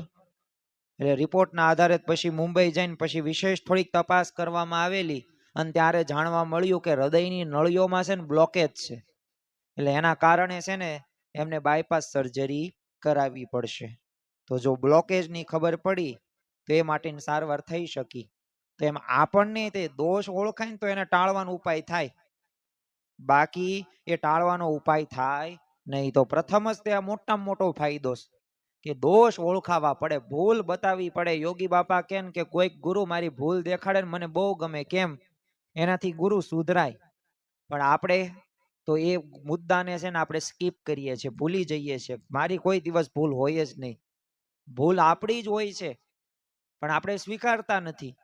અને એના જ લીધે પ્રશ્નો આપણા જીવનની અંદર બને છે. આજે ઘરોની અંદર તમે જુઓ, આજે પરિવાર કુટુંબની અંદર જુઓ, આજે તમે જે જગ્યાએ કામ કરો છો, આ બધી જગ્યાએ આવા પ્રશ્નો બને છે કે નથી બનતા? બને છે.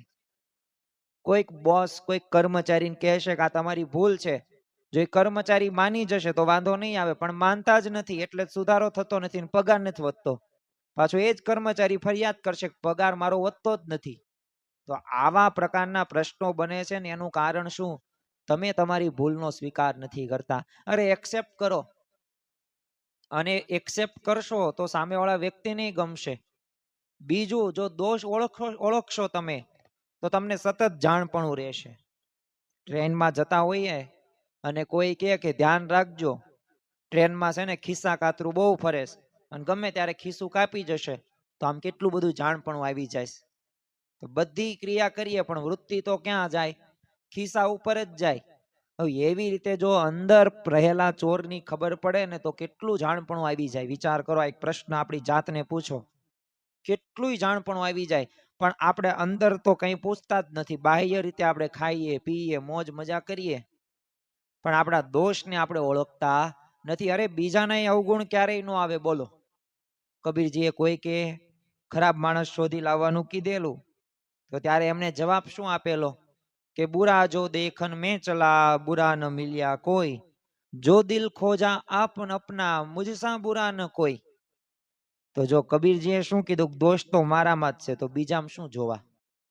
તો જો આવી રીતે પોતે અંતરદ્રષ્ટિથી આ થઈ શકે છે, અને પોતાના દોષ ઓળખાય ને તો એને ટાળવા પણ તાન રહે જ છે. અન્ય જોવા નહીં. આપણે આપણા જીવ સાથે જડેલા અનેક દોષો પૈકી સૌથી વધુ જો હાનિકારક દોષ જો કોઈ હોય ને તો એ કયું છે? માન છે.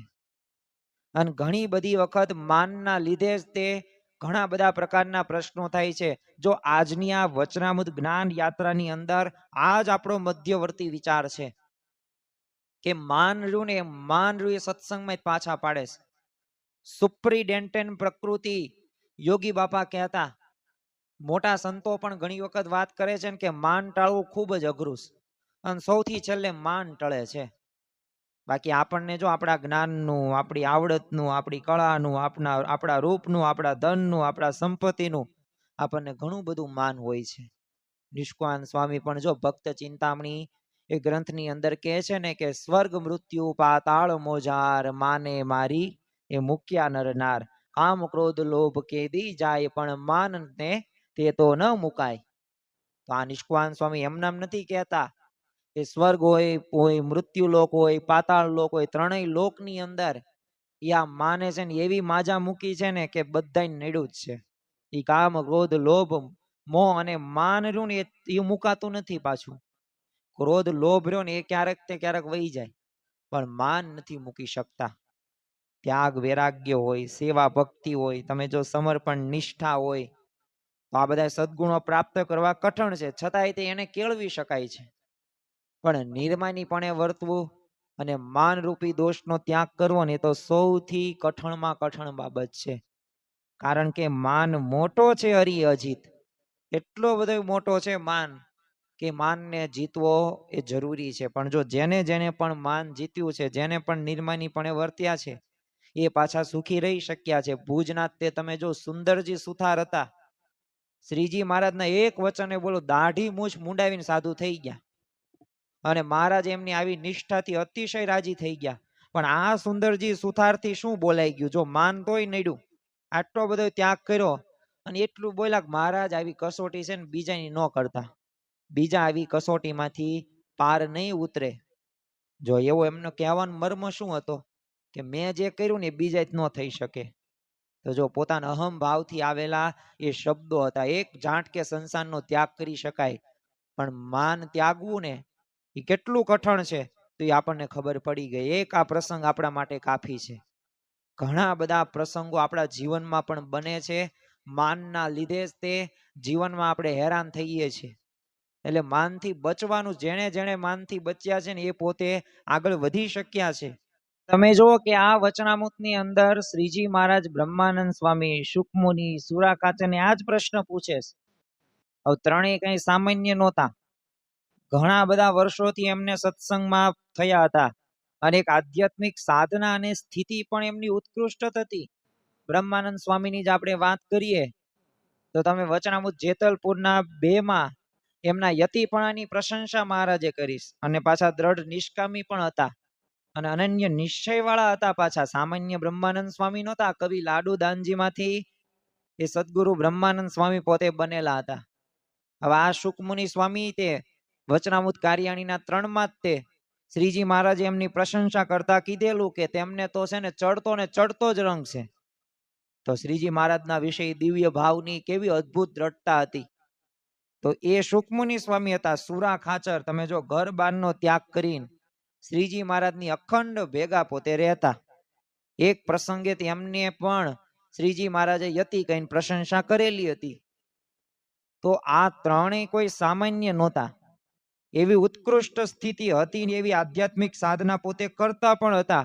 પણ આવા સંપ્રદાયના દિગ્ગજ કહી શકાય એવા આદર્શ રૂપ સંતો ભક્તો પણ જો મહારાજના પ્રશ્નનો ઉત્તર આપતા શું કહે છે કે મહારાજ, માણરૂપ દોષ છે એ તો, અને એ પછી જો આપણા જેવા સામાન્ય મુમુક્ષુ હોય તો એની તો શું વાત કરવી. તો આપણા જીવનમાં તો આ માન આપણને નડતું જ હોય છે. અને ખરેખર છે ને શત્રુ છે ને માન ભયંકર એવો છે. સત્સંગમાં ગમે એટલી ઊંચાઈ પ્રાપ્ત કરી હોય પણ જો માનનો જો લેશ પણ રહી ગયો હોય ને તો ગમે ત્યારે ભોય પછડાટ ખાવી પડે ને ખાવી પડે. કબીરજી કહે છે ને, લેને કો હરિ નામ હે, દેને કો અન્નદાન, તરને કો હે દીનતા, બુડને કો અભિમાન. એ ખરેખર તો આપણા જીવનની અંદર એ ભગવાનનું નામ લેવા જેવું જ છે, દેવા જેવું તો અન્નદાન જ છે. પણ જો આપણને ડૂબાડે છે કોણ? અભિમાન, આપણો ઈગો. અને એના લીધે જ તે આપણા જીવનની અંદર આપણે આગળ વધી શકતા નથી. જો અહીંયા એ જ વાત કરી કે બરોબરિયાપણું, કારણ કે માન તો અત્યંત ભયંકર અંત શત્રુ છે જ તે, અને પાછું સૂક્ષ્મ પણ છે. પણ સાથે સાથે માન કેવો છે? બહુરૂપીયો છે. ઘણા બધા સ્વરૂપો ધારણ કરે છે. હવે એનું એક સ્વરૂપ એટલે શું? બરોબરિયાપણું. આપણે જો બધાય સમૂહમાં રહીને સાધના અને ભક્તિ તો કરતા જ હોઈએ છીએ, ત્યારે આપણી અંદર રહેલું માન હોય તો એ આપણને એકબીજાને સમોવડિયા થવા પ્રેરે જ છે. શરૂઆતમાં તો કદાચ આ ભાવના ન હોય, પણ જેમ જેમ દિવસો જતા જાય, જેમ જેમ આપણે સત્સંગમાં જૂના થતા જઈએ, એમ એમ આ ભાવના રહીને પ્રબળ બનતી જાય. અને જો બરોબરિયાપણું એટલે જ શું કે એ સત્સંગી છે તો હું પણ આટલા વર્ષોથી સત્સંગી છું, તું તો આજકાલનો આવેલો ને કાર્યકર બની ગયો, અમને પણ વીઆઈપી વ્યવસ્થા મળવી જોઈએ. આ પૈસા વાળાને બધા બોલાવે છે પણ અમારો કોઈ ભાવ નથી પૂછતા. અને એ પૈસાથી સેવા કરે છે તો અમે દેહથી સેવા કરીએ છીએ, અને પૈસા કરતા દેહથી સેવા કરવી અઘરી બાબત છે. અમે સમયનો ભોગ દઈએ છીએ. તો જો આવા પ્રકારની ભાવનાઓ આપણને થાય છે.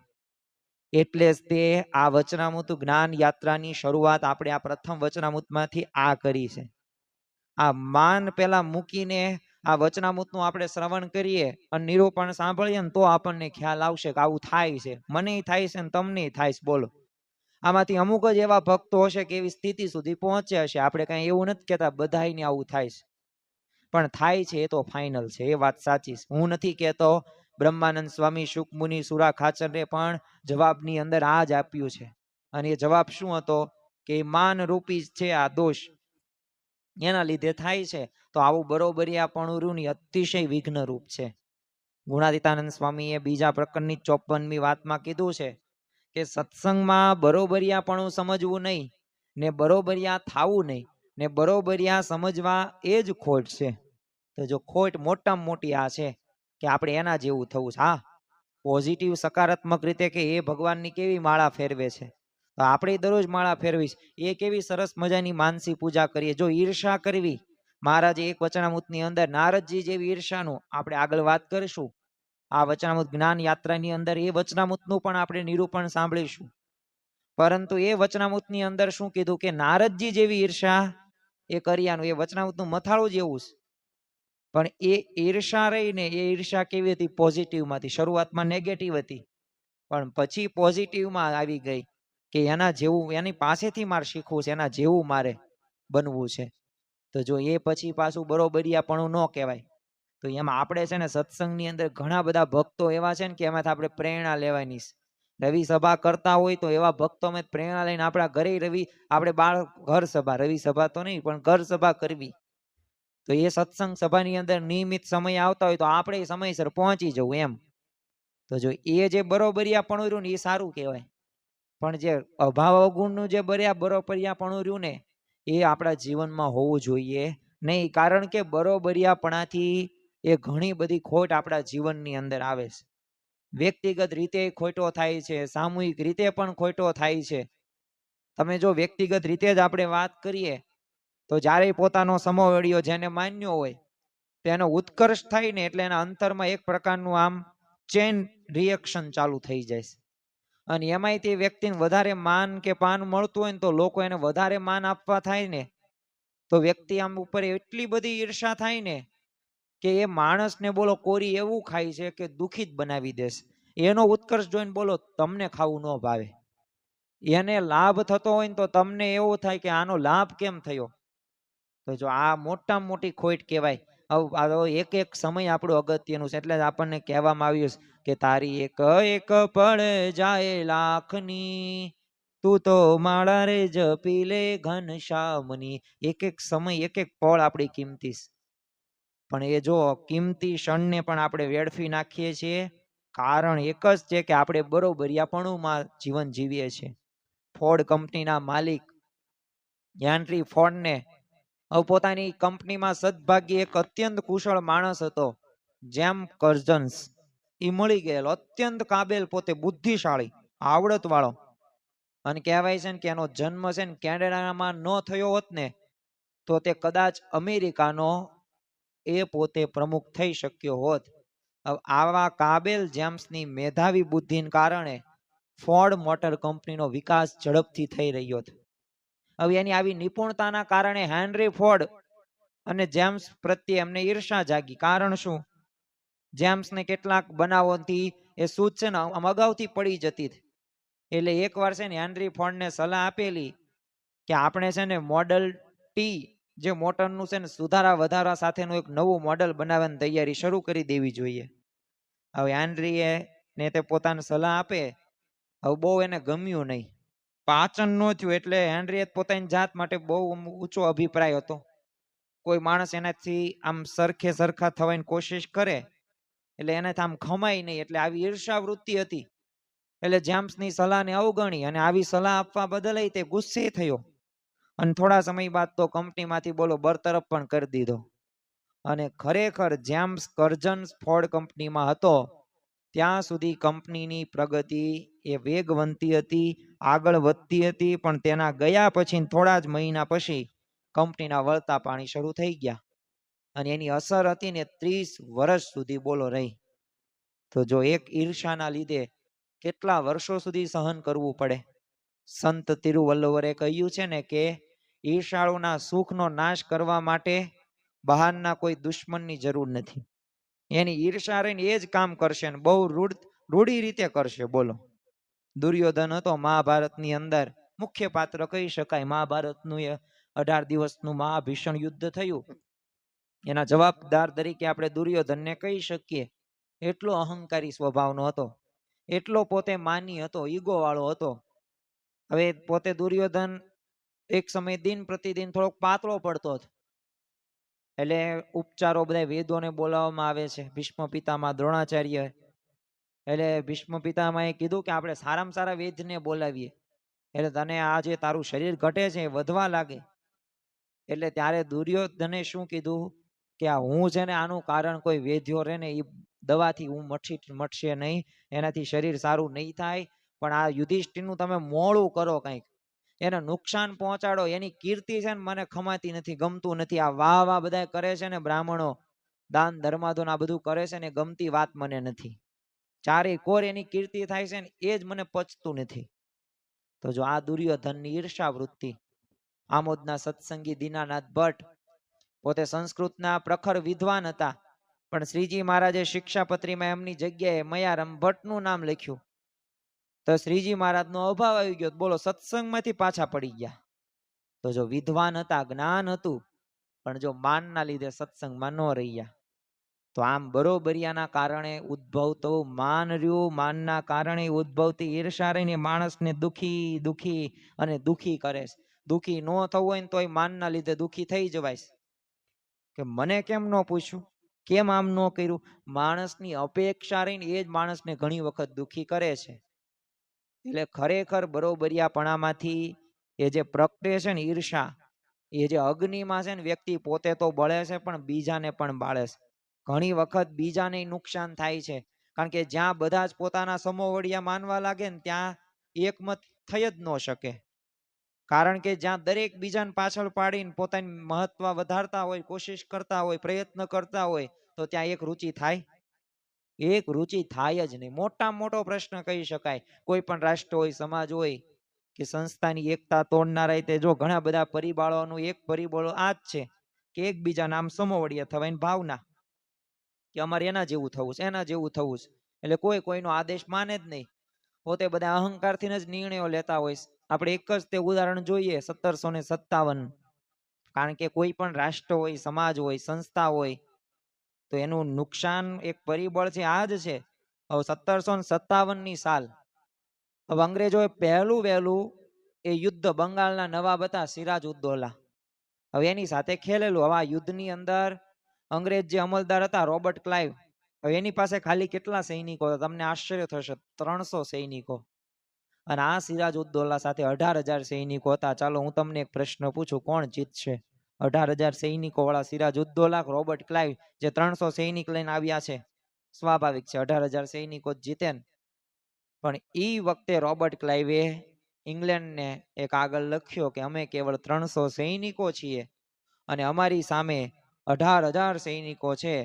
અને ભારતના સૈનિકો કેવા છે? તો એક ભારતીય સૈનિક અમારા 5 ને પણ ભારે પડે ને એવો છે. અને અમે કોઈ રીતે જીતી શકીએ એમ નથી, તો મદદ અમને મોકલો. ભીખ માગે છે રોબર્ટ ક્લાઇવ ઇંગ્લેન્ડ પાસે. અને ઇંગ્લેન્ડની તો સ્પષ્ટ ના આવી કે એક પણ સૈનિક તમને મળશે નહીં. હવે યુદ્ધનું તો પરિણામ સ્પષ્ટ હતું. યુદ્ધ ફક્ત 40 મિનિટમાં બોલો પૂરું થઈ ગયું. આમ તો એવું લાગે કે 18,000 સૈનિકો માટે, 300 સૈનિકોને કચડી નાખવા માટે આટલો સમય પૂરતો જ, પણ બોલો ઉલટું થયું. 300 અંગ્રેજ સૈનિકોએ 18,000 ભારતીય સૈનિકોને કેદ કરીને પકડી લીધા અને 10 દિવસ પછી એમની સામૂહિક કતલ કરી નાખવામાં આવી. અને અરે એ સામૂહિક કતલ તો કરવામાં આવે છે, પરંતુ 200 વર્ષની ભયંકર એ ગુલામીના શ્રી ગણેશ ત્યારે મંડાઈ ગયા પ્લાસીના યુદ્ધ દ્વારા. કારણ શું હતું? કારણ એક જ હતું કે એક વ્યક્તિ જેનું નામ મીરજાફર, કે પોતાની એને મહત્તા વધારવાથી એને પોતાને રાજા બનવું હતું, નવાબ બનવું હતું. અને એની ભાવનાથી તમે જુઓ કે 1600 થી લઈને 1757 એ પ્રથમ પ્લાસીના યુદ્ધથી લઈને 1947 સુધી એ દેશમાં એ કેટલા બધા વ્યક્તિઓને હેરાન ગતિ થવું પડ્યું. એના મૂળની અંદર શું હતું? બરોબરિયાપણું. અને એ બરોબરિયાપણાથી એ અપેક્ષાના લીધે સર્વનાશ થઈ ગયો. તમે જો બરોબરિયાપણુંનું ઝેર એટલું બધું ઝેરેલું વાતાવરણ બનાવી દે છે ને કે વ્યક્તિને પોતાને તો નુકસાન થાય છે, સાથે સાથે કોઈ મંડળ હોય, કોઈ સંસ્થા હોય કે સમસ્ત રાષ્ટ્ર હોય ને તો એને પણ ડૂબાડે છે. એટલે જો શ્રીજી મહારાજે આ વચનામૃતની અંદર બરોબરિયાપણું ત્યાગવા ઉપર ભાર મૂક્યો છે. વચનામૃત ગઢડા મધ્યનું 25મું છે, તો એમાંય તે બરોબરિયાપણાના ત્યાગને રાજીપાનું સાધન બતાવ્યું છે. તેમણે ત્યાં વાત કરી છે કે ભગવાન જેવા ઐશ્વર્ય આવે તો પણ કોઈ સાધુ સાથે એ પિતરાય દાવો કે બરોબરિયાપણું કરે નહીં ને અને સૌની ટેલ ચાકરી કર્યા કરે તો એના ઉપર ભગવાન અતિશય રાજી થાય છે. તો જો આપણે સર્વ કોઈ ભગવાનને સંતને રાજી કરવા છે, કારણ કે ભગવાન અને સંતો કેવા છે? એ દાસના દાસ થઈને વળી જે રહે સત્સંગમાં, ભક્તિ તેની બલીમાનીશ રાચીશ તેના રંગમાં. તો સત્સંગમાં તો કોઈનાય બરોબરિયા કે સંવોડિયા થવાને બદલે જો આપણે બધાયના દાસ થઈને રહેવીએ ને તો એના દ્વારા રાજીપો, સુખ, શાંતિ એ બધુંય પ્રાપ્ત થાય છે. અને આ જન્મે આપણે ભગવાન અને સંતને રાજી કરવાના છે. અને એ ભગવાનને સંત ક્યારે રાજી થાય? તો જ્યારે આપણે એમના આજ્ઞાનું પાલન કરીએ. સૌના દાસ થઈ કઈ રીતે રહેવાય? તો એનો ઉપાય શ્રીજી મહારાજ આ વચનામૃતની અંદર જ બતાવે છે કે સંબંધનો મહિમા. અને જો જેને પણ સંબંધનો મહિમા છે ને એને બરોબરિયાપણું નડતું નથી. શ્રીજી મહારાજ જો દ્રષ્ટાંત આપે છે કે આખી પૃથ્વીનો ગવર્નર સાહેબનો હેમેલ્યો આવે તો એનો હુકમ મોટા રાજા હોય ને તો એ પણ માને અને જેમ કહે ને એમ બોલો કરે. નોકર તો સાવ સામાન્ય હોય ને તોય પણ જો એનો હુકમ મોટા રાજાને માનવો પડે. કારણ શું હતું? કારણ એક જ તે ગવર્નરનો મહિમા સમજાઈ ગયો. તો એનો સામાન્ય નોકર આગળ પણ માન રહેતું નથી. તો એમ જો ભગવાનનો જો આપણને યથાર્થ મહિમા સમજાઈ જાય તો એમના ભક્તો આગળ પણ માન ન રહે. એકવાર છે ને શ્રીજી મહારાજે મુક્તાનંદ સ્વામીને પૂછ્યું કે આ તુંબડી ફૂટી જાય તો સાજી કરતા તમને આવડે? તે મુક્તાનંદ સ્વામી કે ના મહારાજ. તે મહારાજ કે તમે તમારી મોટપને જાણતા નથી. અલ્પ જેવો જીવ હોય અને એને તમે જો એમ ધારો ને કે આ જીવ 8 આવરણ પાર એ અક્ષરધામમાં જાય તો તત્કાળ જાય, એવું તમારા કાંડાન વિશે બળ છે. પણ જો તમે જાણતા નથી.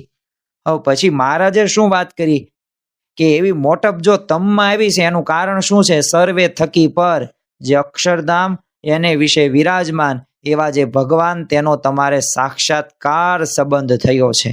તો જો સંબંધનો મહિમા પૂર્ણ પુરુષોત્તમ એ નારાયણનો જો સામાન્ય જીવને સંબંધ થાય તો કેટલી ભાગ્યની વાત કહેવાય. મોહન સ્વામી મહારાજ આપણને કહે છે કે ક્યાં કીડી ને ક્યાં હાથી.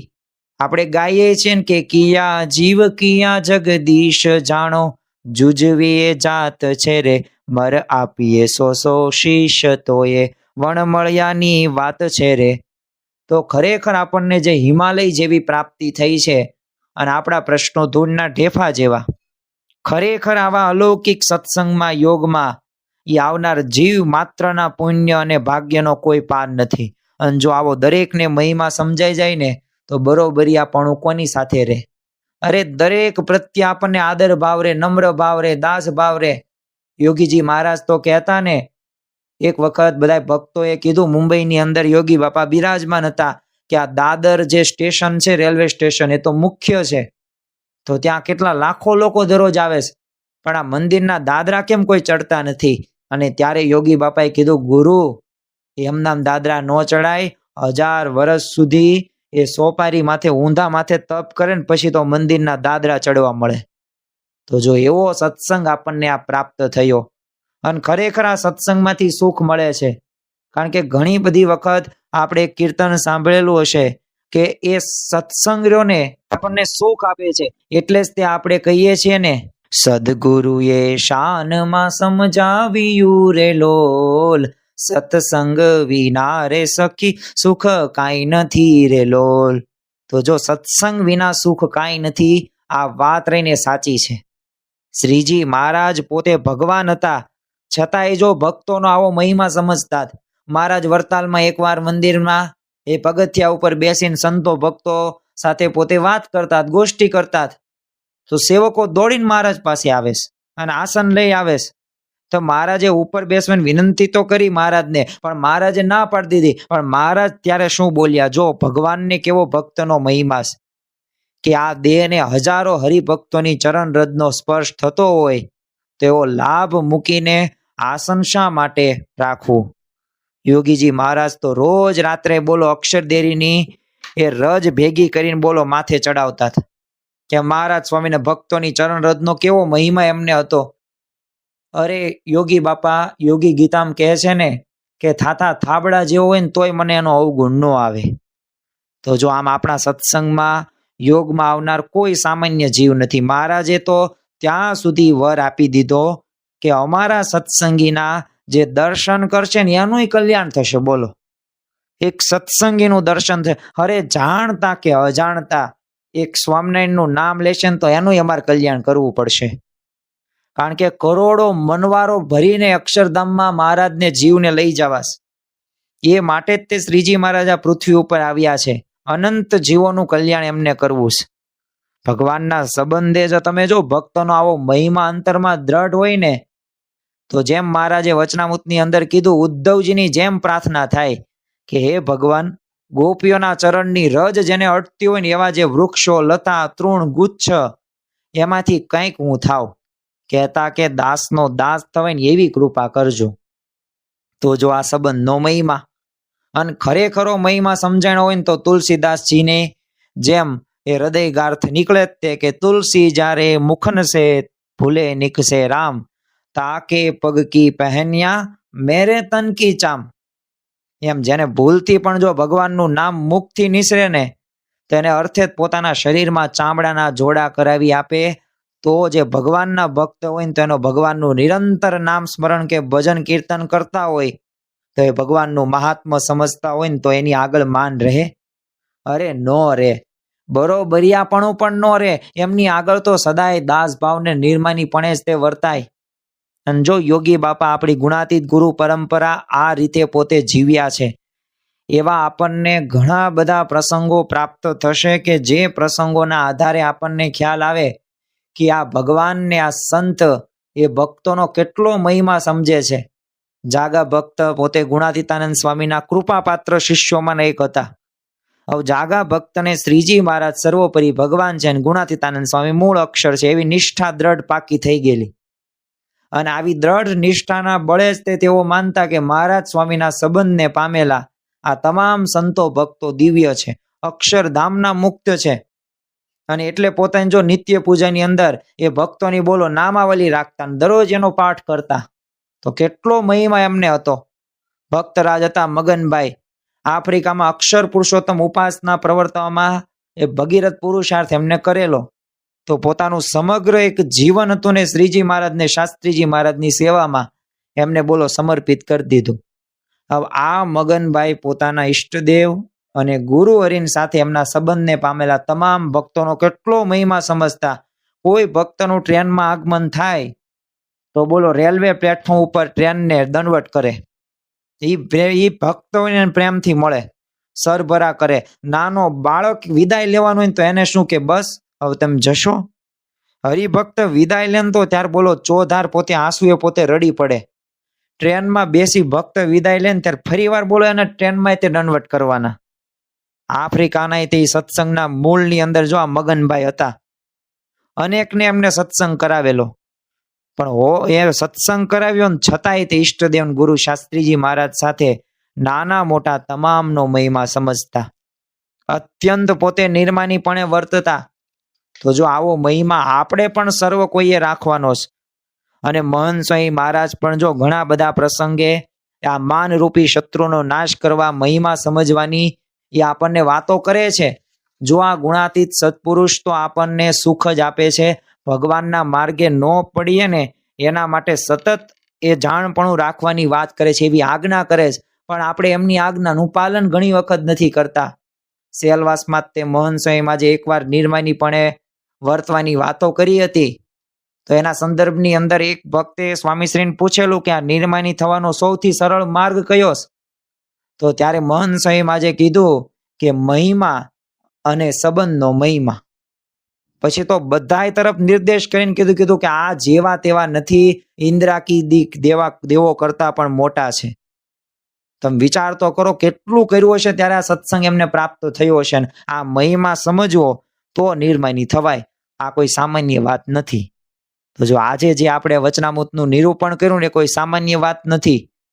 તો ખરેખર આપણા જીવનની અંદર આ દાસ ભાવ આવવો પડે, આ દિવ્ય ભાવ આવવો પડે. આ મહંત સ્વામી મહારાજની આજ્ઞાનું પાલન થવું જોઈએ. જો આપણા જીવનમાં સુખ નથી આવતું ને એના મૂળની અંદર એક જ તે આપણી આળસ કે ગાફલાઈ કહી શકીએ કે આપણે સાંભળીએ તો ઘણું બધું છે.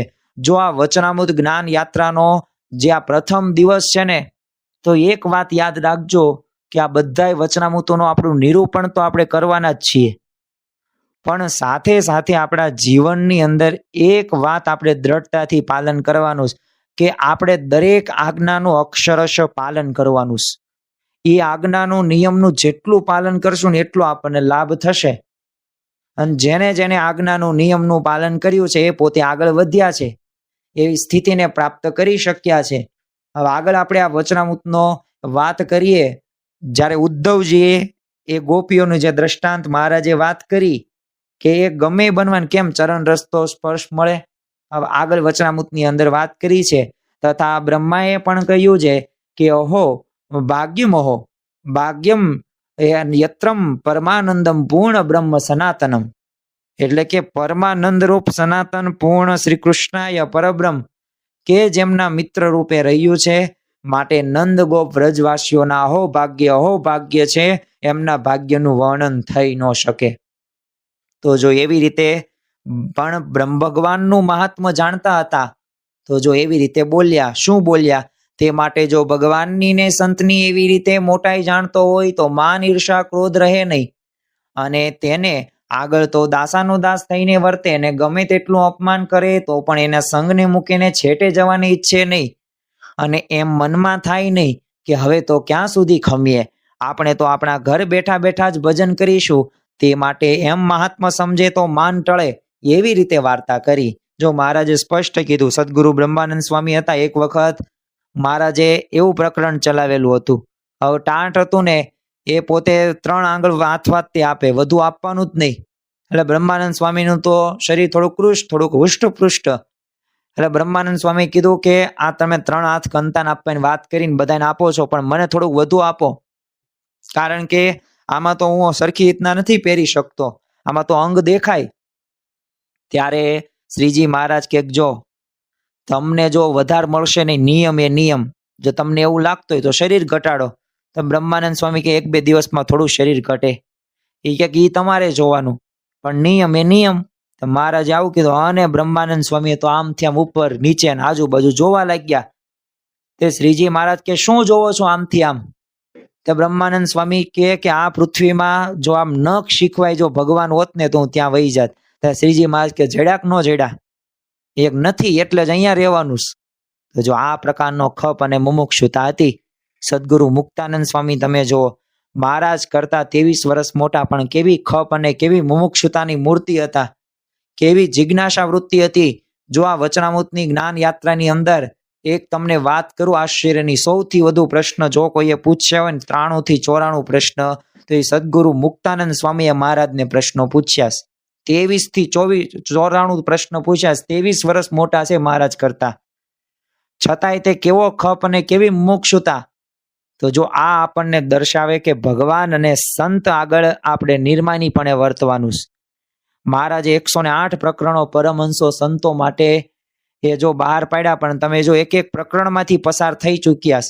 કારણ કે કેમ? દાસાનું દાસ થઈને વર્તતા, એટલે ગમે એવા અપમાન થાય એમાંય સ્થિર. તમે વિચાર કરો, મહારાજે એક પ્રકરણ ચલાવ્યું, કેવું હતું? ઘુમ્મટ તાણવાનો. હવે નવી કોઈ પુત્ર વધુ વહુ આવ્યું હોય, હવે પોતે લાશ કાઢે એવી રીતના સંતો નહીં કાઢવાની, અને પાછું બજારમાં ચાલવાનું, કેવા બધાય દાંત કાઢે. પણ છતાં પણ તમે જુઓ કે દાસાનું દાસ થઈને સંતો રહ્યા છે. એ સહન પણ કર્યું છે ગુણાતીતાનંદ સ્વામીએ અને ઘણા બધા સદગુરુ સંતોએ.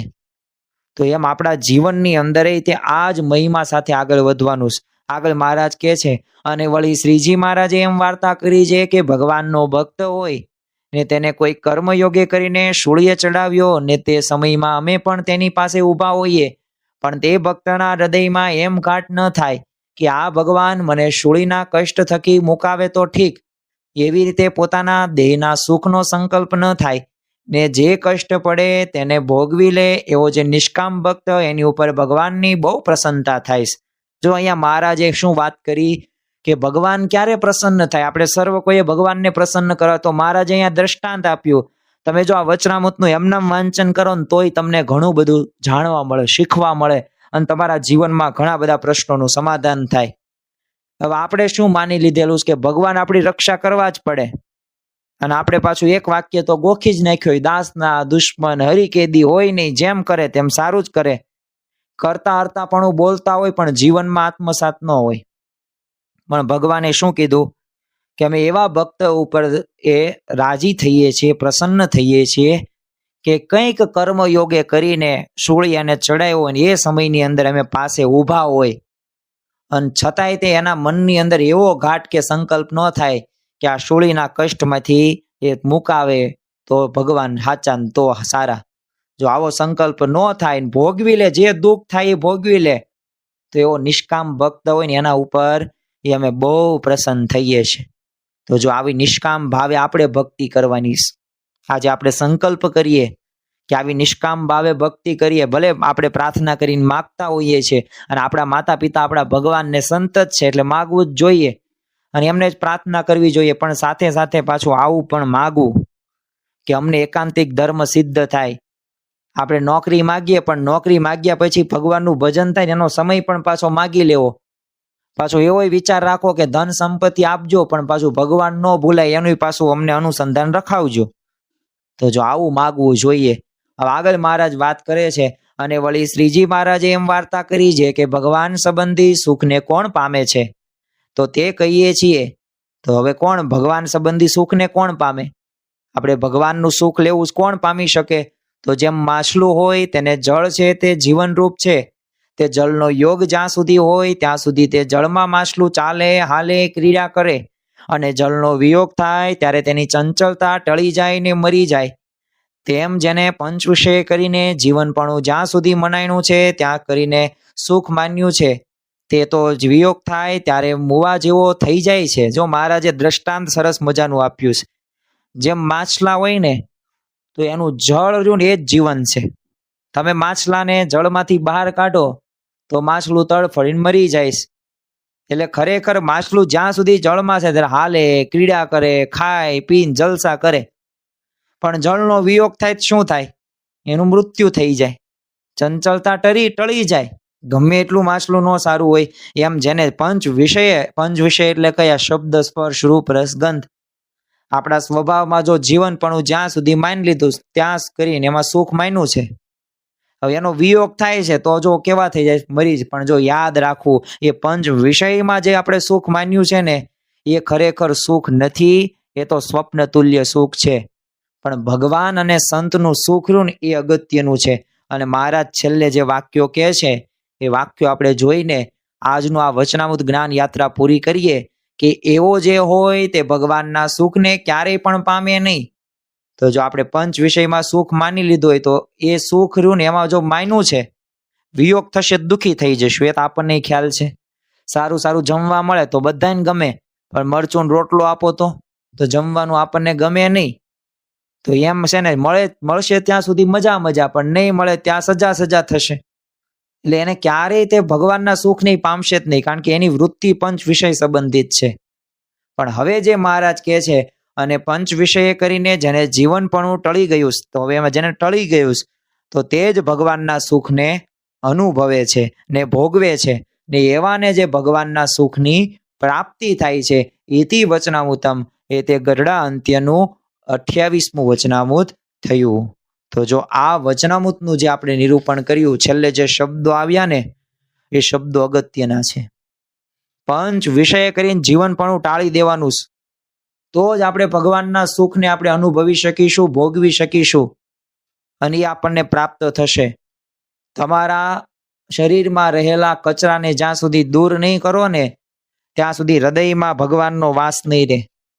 જ્યાં સુધી શરીરમાં પથરી હશે ને ત્યાં સુધી તમને ખાવા પીવાનું પણ સુખ આવશે નહીં. એવી જ રીતે ભગવાન કે સંતનું સુખ લેવું હોય ને તો એના માટે તમારે બાહ્ય રીતે આ બધા પદાર્થોનો ત્યાગ કરવો જ પડશે. અને જે કરશે એ પોતે સુખી થશે.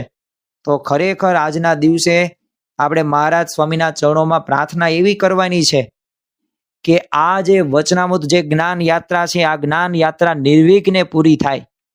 બધાય વચનામૃતનું નિરૂપણો એ ભગવાન અને સંતની કૃપાથી હું સારામાં સારી રીતે રજૂઆત કરી શકું અને તમે સર્વ કોઈ એકાગ્ર ચિત્તે એ આ રજૂઆતને સાંભળો એટલું જ નહીં, પણ પોતાના જીવનની અંદર અમલમાં લાવો અને આપણા સર્વ કોઈના જીવનની અંદર પ્રશ્નોનું સમાધાન થાય અને ગાગરમાં સાગર સમાન, શ્રીજી મહારાજની પરાવાણી સમાન અને એક વાતને એક વિચારને એ સતત અનુસંધાનમાં રાખવાનો છે કે આપણે આ વચનામૃતનું નિરૂપણ કરીએ છીએ, આપણે આ વચનામૃત સાંભળીએ છીએ તો આપણે સાક્ષાત શ્રીજી મહારાજનો સમાગમ કરીએ છીએ. શ્રીજી મહારાજ એ આપણી સમક્ષ છે. શ્રીજી મહારાજ આપણા અંતરની અંદર છે, હૃદયની અંદર નિવાસ કરીને રહ્યા છે. અને ખરેખર જો એ વિચાર સાથે આ વચનામૃત જ્ઞાન યાત્રાની અંદર જોડાશું તો આ યાત્રા આપણી સફળ રહેશે. તો આજે આપણે આ પહેલું સ્ટેશન પૂરું કર્યું, ગરડા અંત્યનું જે 28મું વચનામૃત હતું તે. હજી આપણે નેક્સ્ટ આવતા સમયની અંદર એવું એક વચનામૃતનું આપણે નિરૂપણ કરીશું અને આ જ્ઞાન યાત્રાને આપણે આગળ વધારશું. અને આવતી રથયાત્રા સુધીમાં આ વચનામૃત ગ્રંથનું આપણે સંપૂર્ણ એ જ્ઞાન એ આપણે પ્રાપ્ત કરવાનું છે. મધ્યવર્તી એનો જે વિચાર હશે એ વિચારને આપણે આત્મસાત કરવાના છીએ. તો આપણે પણ ભગવાન અને સંતની સાથે એ બધાય સંતો ભક્તોનો મહિમા સમજવાનો છે. માનને આપણે બરોબરિયાપણાને આપણે ત્યાગ કરવાનો છે. અને જો માનનો ત્યાગ કરીશું તો જ તે ભગવાનને સંતનો રાજીપો થશે. સર્વે સાધનાનું ફળ દિવ્ય ભાવ છે. તો દિવ્ય ભાવ એવો રાખવો, થાતા થાબડા જેવો હોય એનો પણ મને અવગુણ આવે નહીં. આ યોગી બાપાનું વાક્ય કાયમ યાદ રાખવું, તો જ સંબંધનો મહિમા આપણે બરાબર રીતે સમજી શકીશું. તો આજના દિવસે મહારાજ સ્વામીના ચરણોમાં પ્રાર્થના કરીએ કે અમારા સર્વ કોઈના જીવનની અંદર આ ગરડા અંત્યનું 28મું વચનામૃત એ અમે સિદ્ધ કરી શકીએ. આવા અમે બધાય વચનામૃતો સિદ્ધ કરીને તમને અત્યંત એ રાજી કરી શકીએ એવી બળ, બુદ્ધિ અને શક્તિ આપજો. અને આ જ પ્રાર્થનાની પરિપૂર્તિ માટે અને આપણામાં એક દાસ ભાવ આવે, દિવ્ય ભાવ આવે, એક સંબંધનો મહિમા આપણે સમજી શકીએ અને આ વચનામૃત જ્ઞાન યાત્રા સફળ બને એના માટે આપણે 1 મિનિટ સ્વામિનારાયણ મહામંત્રની ધૂનમાં જોડાઈએ. સ્વામિનારાયણે નારાયણે નારાયણે, સ્વામિનારાયણે નારાયણે નારાયણે, સ્વામિનારાયણે સ્વામિનારાયણે, સ્વામિનારાયણે સ્વામિનારાયણે, સ્વામિનારાયણે નારાયણે નારાયણે, સ્વામિનારાયણે નારાયણે નારાયણે. શ્રી સ્વામિનારાયણ ભગવાનની જય.